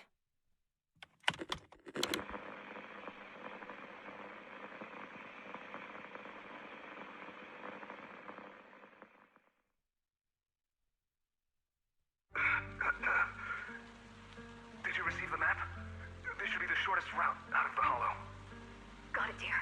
Where are you? I'll bring Hari to you right now. No, don't come here. Just follow the route and get out quickly. There's something big wandering in the Hollow. Be very careful. No, dear. Didn't we promise to go home together? I'm sorry, Angel. But I have to break my promise. I'm just a regular guy with no protective gear. Making it this far on foot is already pushing it. Being a proxy sure isn't easy. Waylon. Dear, consider this route my birthday gift to you. Promise me you'll make sure to get her out. Hari, be sure to listen to your mom in the future. If you miss Dad, just... The recording ends with a burst of static noise. Yidhari. I'm so sorry. I had a feeling I would never see him again, but I didn't expect that my father stayed behind to figure out the way for me and my mother. Sounds of heavy footsteps echo in the distance. And this is getting to the part that I really enjoyed. I really enjoyed this aspect of the story. Wait, what's that sound? It must be the ethereal Waylon mentioned earlier. And part of me wishes we had this in TV mode, because you can do this kind of horror stuff, I think, a little better. The way that you can tell the story is more abstract, and in that sense it's more immersive because you really do have to imagine it more. The dead-end butcher. Dead-end butcher? Yeah, I vaguely remember. My mother didn't even have time to mourn my father's death. She rushed to take me to the edge of the hollow. From a distance, I could see the silhouette of that monster beside her. Wise, Yidhari's emotions are spiraling out of control. I'm seeing a lot of unstable brainwave activity. Is everything okay on your end? Yeah, everything's fine. No problems here. Yeah. And there's a huge problem approaching. Wait. Aside from those heavy footsteps, there's also a rustling sound. The dead-end butcher shouldn't make that kind of noise. And it sounds like it's getting closer. No, it's a bunch of runts. We were so focused on watching recordings that we didn't realize they'd gotten so close. We've got to take care of them quickly.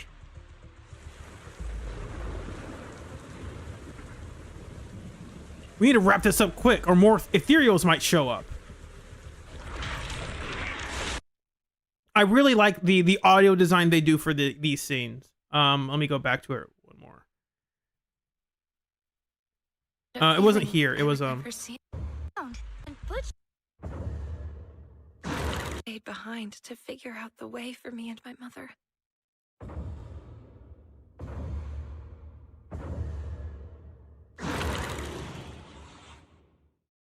I really appreciate that. I think they did a really good job with that.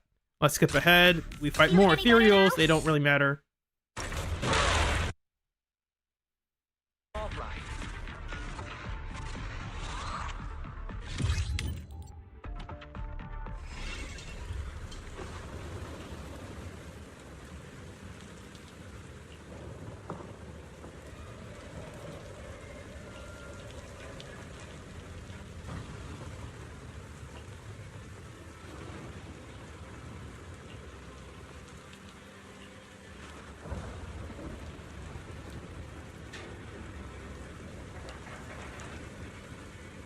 Let me read that one more time.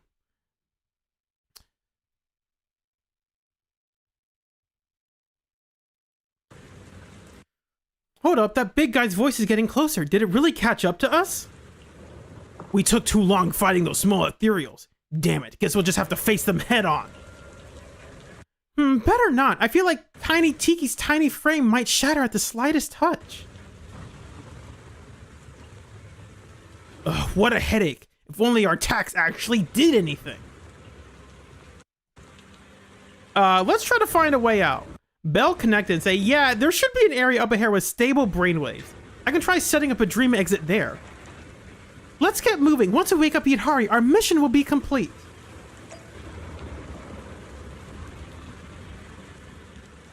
Yidhari, you okay? Let's get moving. Dad. Sorry, No worries, no need to apologize. Keep pushing forward. Let's go. Let's go take a look. Again, I really like again, these effects are a bit janky, but overall, I do like the atmosphere that this place gives. The Dead End Butcher's roar gradually approaches from afar.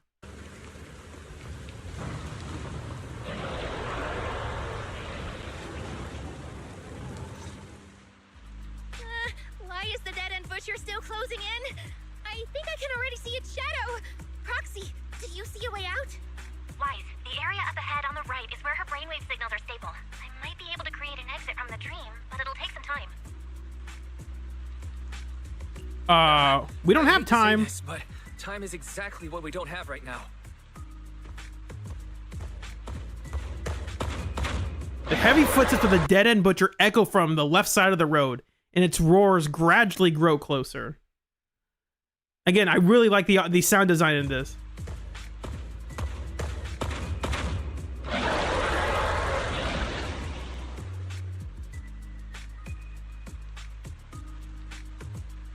Lucia, summon all the ethereals you can command. With everyone here, we should be able to hold this guy off for a while. All right. Yidhari, you head to the stable area with the proxy. Yidhari? Yidhari? What's wrong? Let's head to the stable area first. I remember this place. My mother took me along the path that my father gave his life to find, all the way to the edge of the hollow. But having me with her slowed her down. The fissure was collapsing, too narrow for an adult to pass through. And the Dead End Butcher was getting closer and closer, with its heavy footsteps and labored breathing. As we were walking, she suddenly said she couldn't go any further. She told me to head for the fissure in the distance on my own, and promised she'd be right behind me. I followed her instructions, walking on and on. Her encouraging words echoed behind me. When I reached the fissure and turned back, I realized she wasn't behind me. She was standing in front of the Dead End Butcher, leading it away in the opposite direction. The heavy footsteps and roars of the Dead End Butcher echo again from the left side of the road.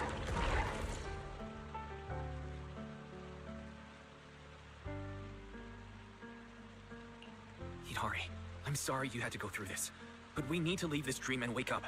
If the Dead End Butcher catches us, we might never make it out. Hold on, Wise. I'm speeding things up, but it'll still take some time to establish a stable exit. Sorry, everyone. Yidhari suddenly charges toward the Dead End Butcher, swinging the hammer in her hand to strike the ceiling. The already damaged concrete falls, blocking the way between you and Yidhari. Again, this is kind of hard to show because we have to cut to black every time. This story would be a lot easier to tell if we were in TV mode. I remember now. But regardless, I still think overall they do a really good job with what they had to work with. Unable to face the truth, I chose to forget it all over again. But none of this should be your burden. And you shouldn't have to face these dangers. Wake up. The path ahead is mine to walk alone. Hold on, Yidhari. That monster's not something you should handle alone. Calm down. There's no need for you to face this alone. Yeah, Hari. Didn't we promise to wake up together? Thank you. Thank you all.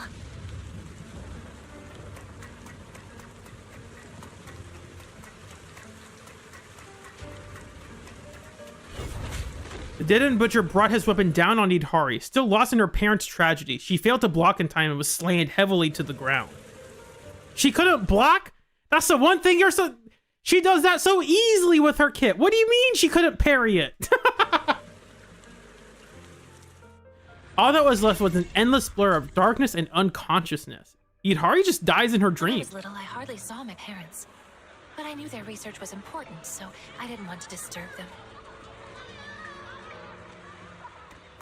When I was 10, on my mom's birthday, I asked Grandpa Goo next door to help me find a gift for her. And this is their way of recounting the story again now that Yidhari has like clarity of all the events that happened. Enter the ether. Took me a ton of favors to track this down. That angel, she sure is into some obscure movies. All right, their ship is about to leave. Hurry, go give this gift to your mom. But when I tried to board the ship to give it to her, I was stopped because I didn't have a ticket. I could only shout to them from the dock, but the blaring horns drowned out my shouts.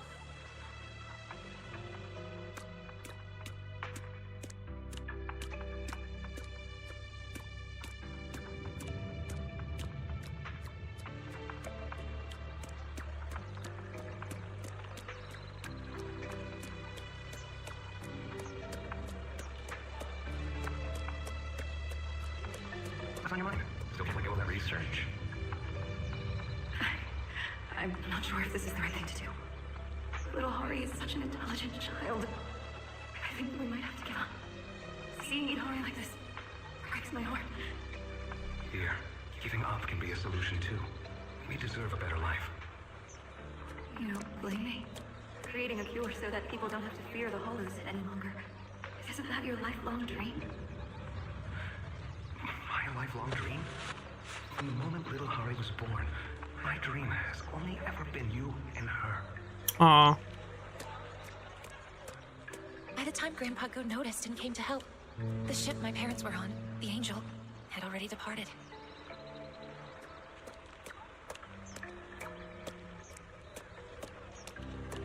You blockhead! Why'd you stop Mercy's girl from giving her mom her birthday present? You're always talking about loyalty. What kind of loyalty is bullying the child of someone who helped us, huh? Okay, don't cry, Monkey. Here, take this ticket. Grandpa Goo will take you on the next ship to find your mom. I don't think that's a good idea, Mr. Goo. What if Boss Morgan finds out? This ticket's from old Morgan. He told me to give it to her, you blockhead! Oh snap! Call him out! Grandpa Goo got me safely to my father at Darkwater Research Center. Just after he left, the Outer Ring Hollow expanded. I was too young and had zero aptitude for ether. The ether particles in the air corrupted me fast.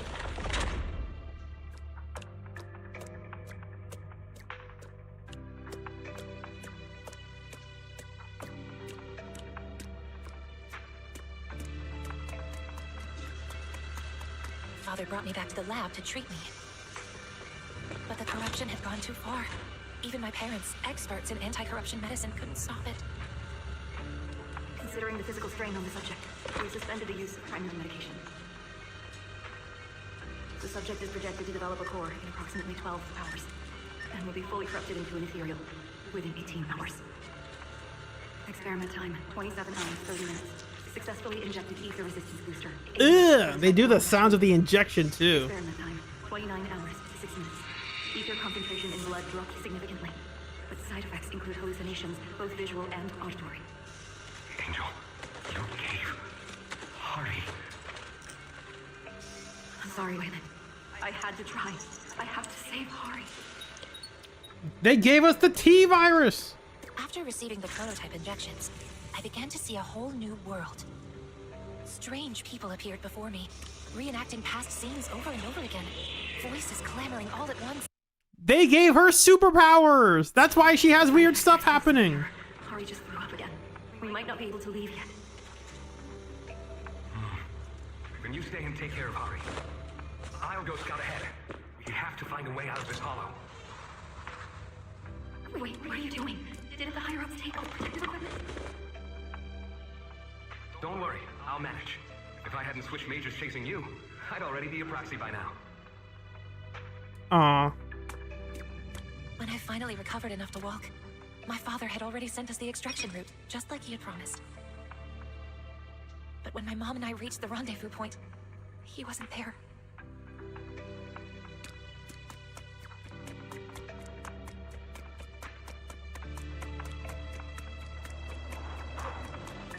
I'm sorry, Angel. But I have to break my promise.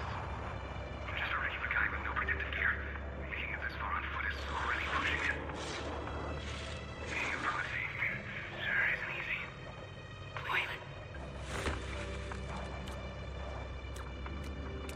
Here. Consider this route my birthday gift to you. Promise me you'll make sure to get her out.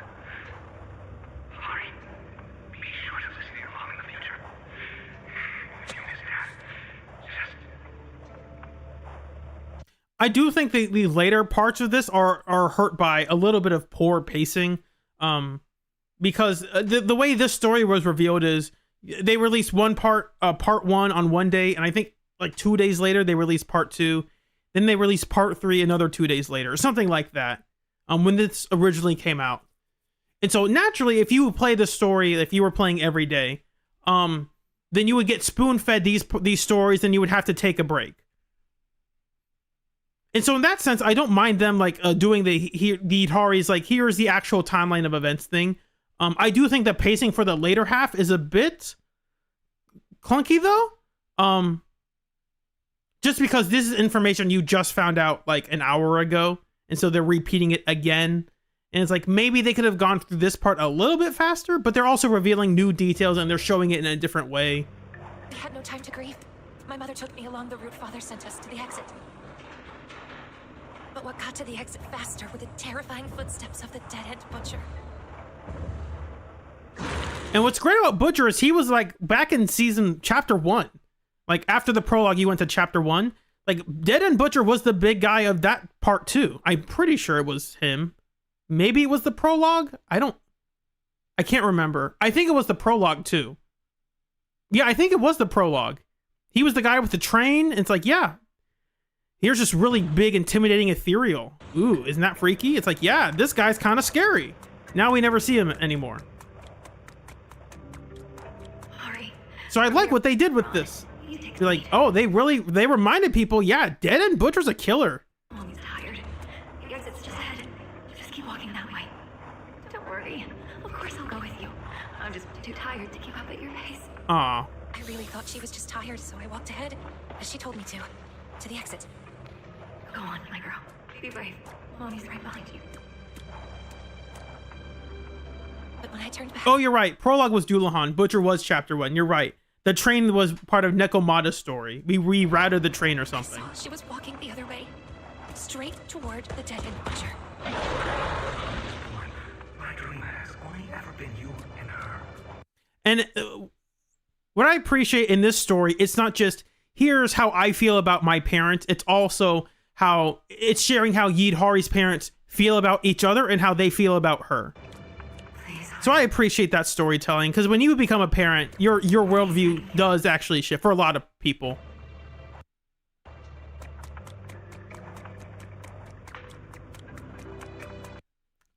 Like, shout outs to Justin Wong. If you've ever heard Justin Wong, he's a big time tournament winner. If you were in the fighting game sphere, Justin Wong is a legend of fighting games. He was a fighting game champion back when fighting games were not mainstream popular like they are now, not when big money was involved.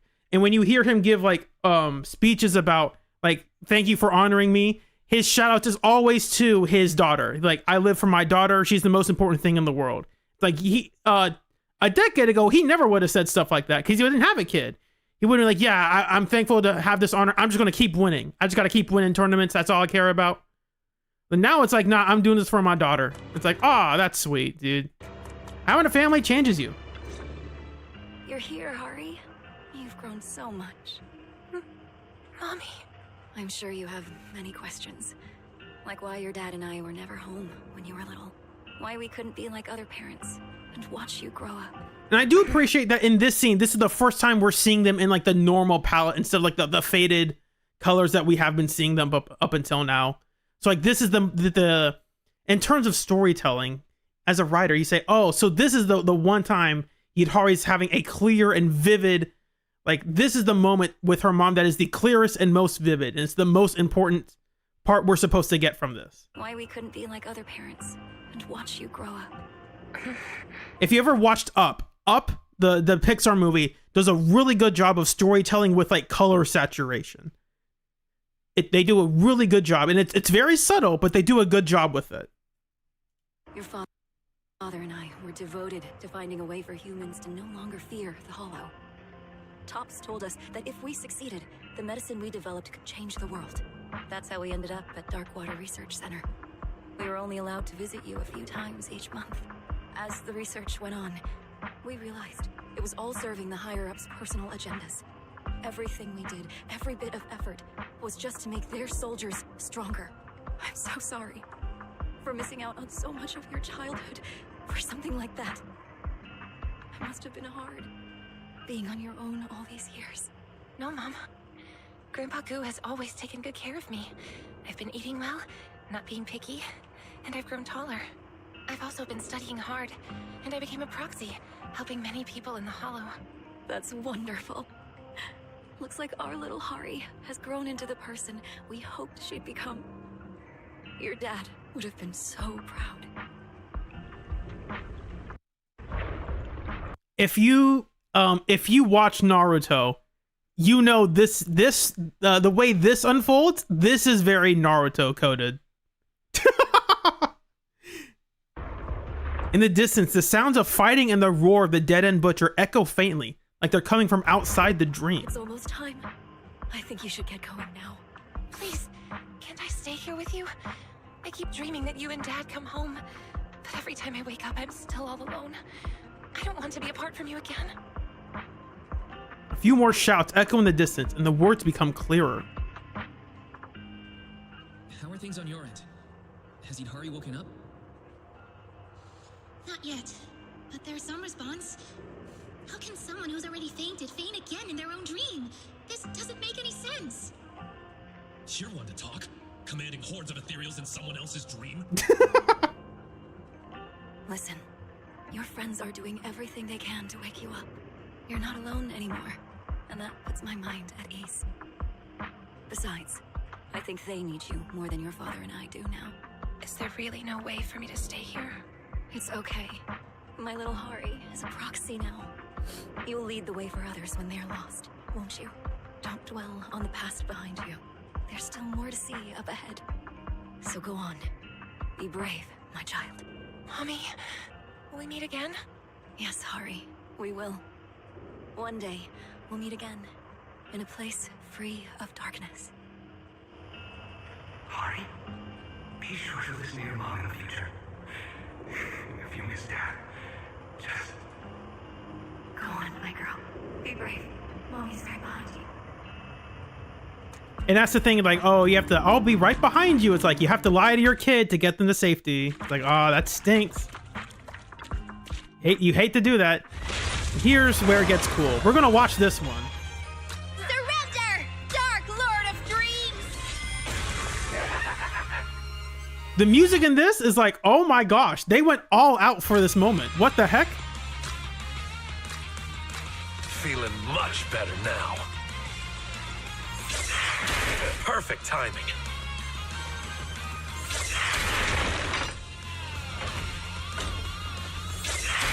Right on time. Now, the only issue I have with this scene is, we talked about, we were summoning, Lucia was summoning ethereals, and we don't have any ethereals on our side. That's like the The disconnect with like what the story is saying and what's actually playing out.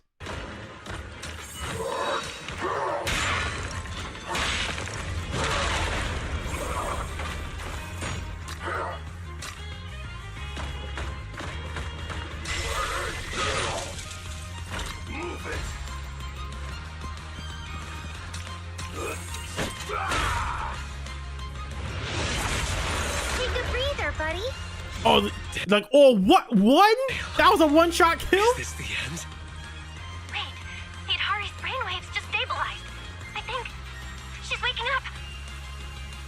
Everyone, I'm back. You've all worked so hard. It's okay. I'm just glad you're awake. Oh, we're back to full health? Now let's shatter this nightmare. Together. Yeah! Let's go! Feeling any better now?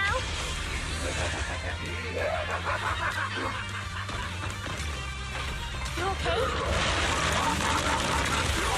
The nightmare comes to an end now! Go on the attack!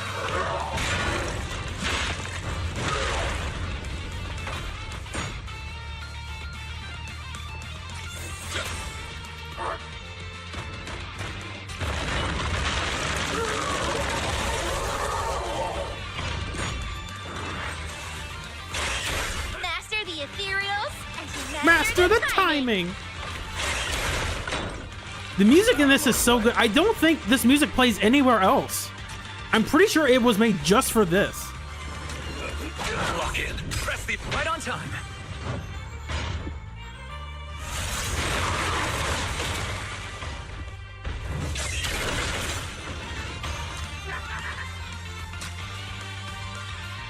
I'm also playing it 20% faster, so it's not going to sound this fast in the actual version.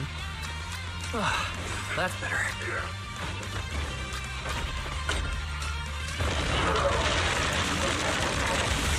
The nightmare comes to an end now! I'll take you.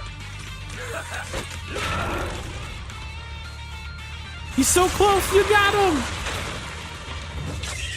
Master the ethereals and to master the timing! You okay?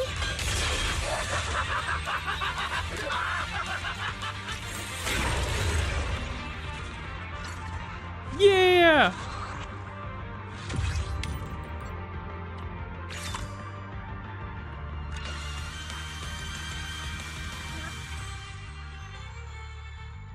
Thanks to everyone's efforts. Read that again. Yidhari's eyes finally flutter open. Dr. Lydia hands over some medicine for soothing the mind. Though Yidhari should have been resting after taking the medicine, she insists on going outside to see the sun.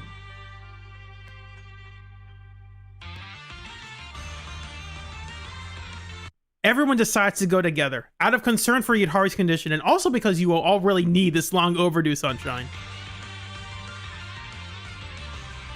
Why don't we hear this music more often? I don't think this song has ever played again outside of this story event. That's kind of interesting. So I'm trying to think back. I don't think it played in 2.5. Because that's the only other time I would see this kind of music playing. But yeah, this is Hope Max. Yeah, exactly. This is Hope maxing. Very Undertale coded. Just because that's the one I can think of off the top of my head.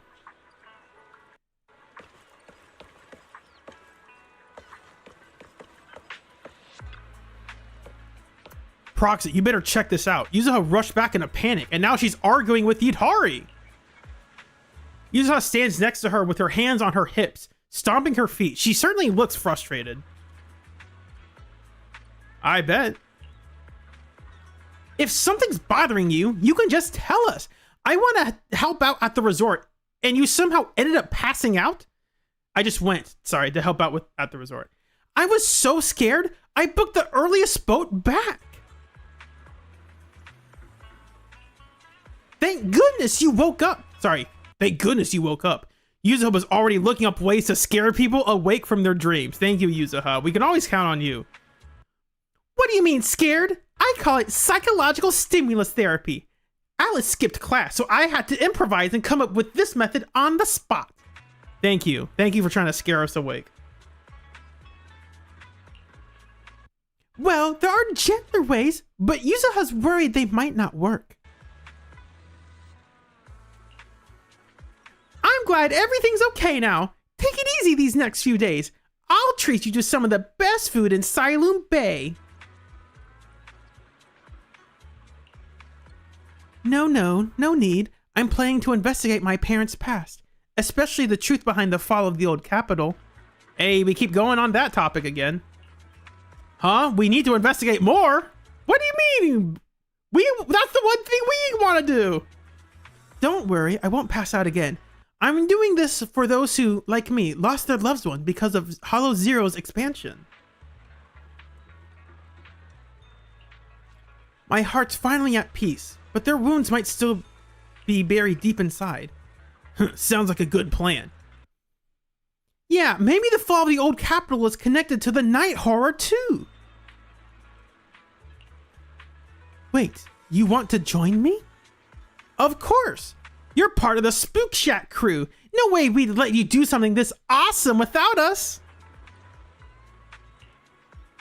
Finally, a proper exploration event. Fallen Capital Investigation. Now that sounds like a mission worth taking on. Unfortunately, this goes nowhere. We never see them again. It's like, man, they really want to tell interesting stories, but they have to keep selling 2 agents every patch, so they can't. We would love to investigate the fall of the old capital. We're not doing that, unfortunately. We're headed to the top of the world. We're headed to the sky. Let's plan this out properly. If this were a spooky mystery movie, this would be the moment for that dramatic sound effect. Dun-na-na, dun-na-na-na. Or I forgot exactly what that sound effect is. Oh, I know. And there'll be this deep voice narrating, illuminate the darkness, banish the haze of dreams, seek the truth of the fallen old capital at night's end. Really, thank you all. So as Yuzu has said, Spook Shack, let's head out. Da-na-na. Yay! Wise, come take a pic. Let's capture this historic moment of Spook Shacks. I took a photo of this. I saved it.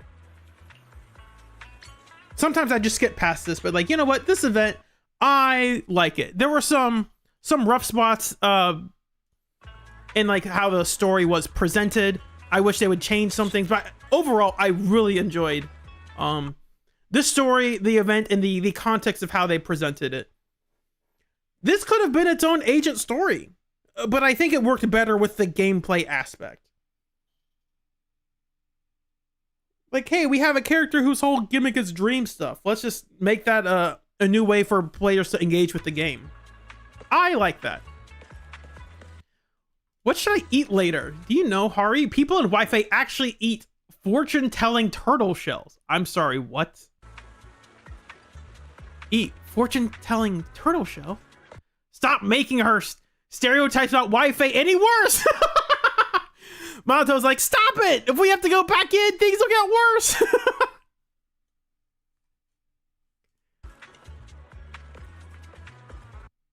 I would like to spend more time with this group. Have the team dynamic with like Alice and Yidhari.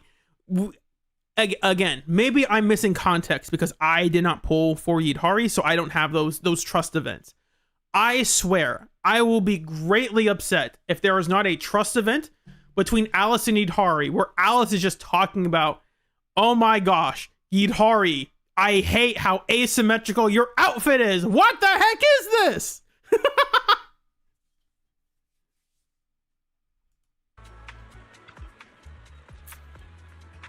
Oh right, Proxy. Dr. Lydia just hit me up on Knock Knock. Looks like some new simulation challenges have been uploaded. Okay.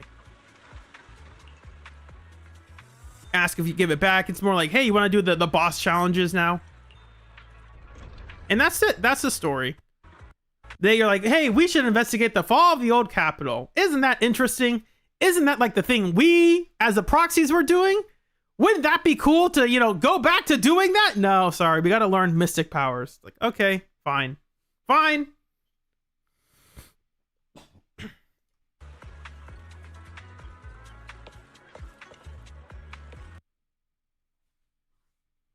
yep, that's the story. It's pretty good. I enjoyed it. What time is? Ooh, it's not that late, but it is getting past the time I said. I could show off one more thing. We're gonna start watching Columbo now. This is gonna turn into a Columbo reaction stream. It's not. Let's open Blender real quick. I'm gonna put this to the live. Turn on the audio again for us. Where is it? No, it wasn't that tab. It was this tab.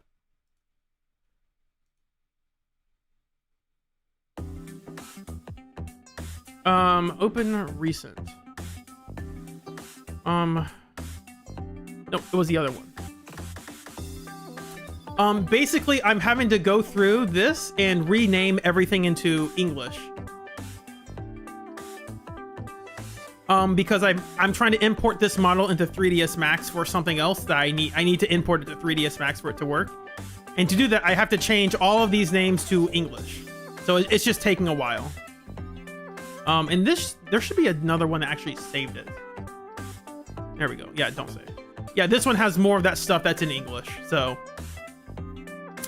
I'm just messing around with this because I need to import it for something that I hope I can do in the next couple weeks. I can't guarantee a timeline on this because there is a version that's like the non-official version that someone else made on their own, and I wouldn't have to do all this stuff.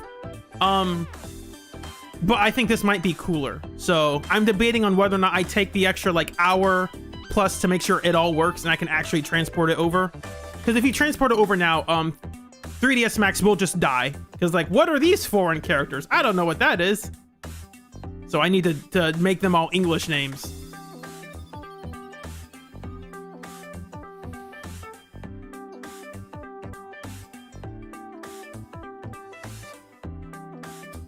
I have not seen the clip where Columbo talks about the PlayStation.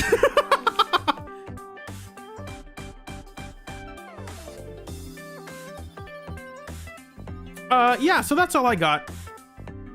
It's a mod that I think would be cool for a project. I am still debating on... this is going to be a video for a Deadly Assault run, basically.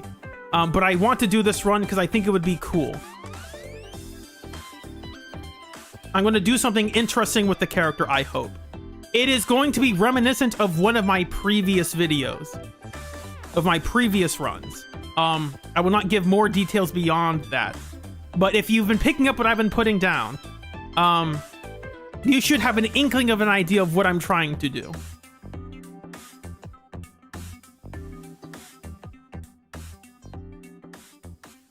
I'm just doing it because I think it'd be cool. That's it. I'm not trying to get like a ton of money on like, oh, this is going to be my big project. It's like, nah, I just think this would be cool. That's it. Yeah, that's about all I got. I'm going to try to, when I end this stream, I have to remember to make it so it doesn't update people's subscriptions. So that way people don't get bombarded with that. I still want it to be public. I just don't want it to fill people's sub boxes. I hope I did it correctly. Because I know some people are able to do that. I just don't know how they do it exactly. So I'm still experimenting. And I don't want to do the thing where I unlist it and then it's like no one else can find it again. I don't like that. Okay.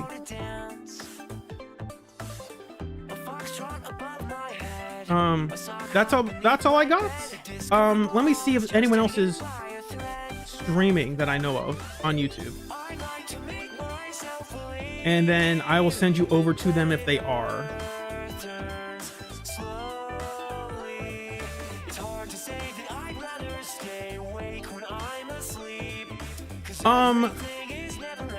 Soul is streaming. I can send you to him. I don't know if he's going to keep streaming for much longer, but I'll send you. Go check him out. He's a good buddy. I'll probably make what I said about Billy into its own video. It's just going to take a while to edit that. I might do it before the live stream or after the live stream. It depends. I think I could just stick it in right before the live stream. It's just going to take a while for me to edit that because I got family coming in to deal with. Not deal with. I have time to enjoy with family. It's going to conflict with like doing stuff for the channel, you know. All right, that's it. thanks for joining. Hope you all have a great night. My name's Yojimbo Blade, and I hope you have a blessed night. See you soon.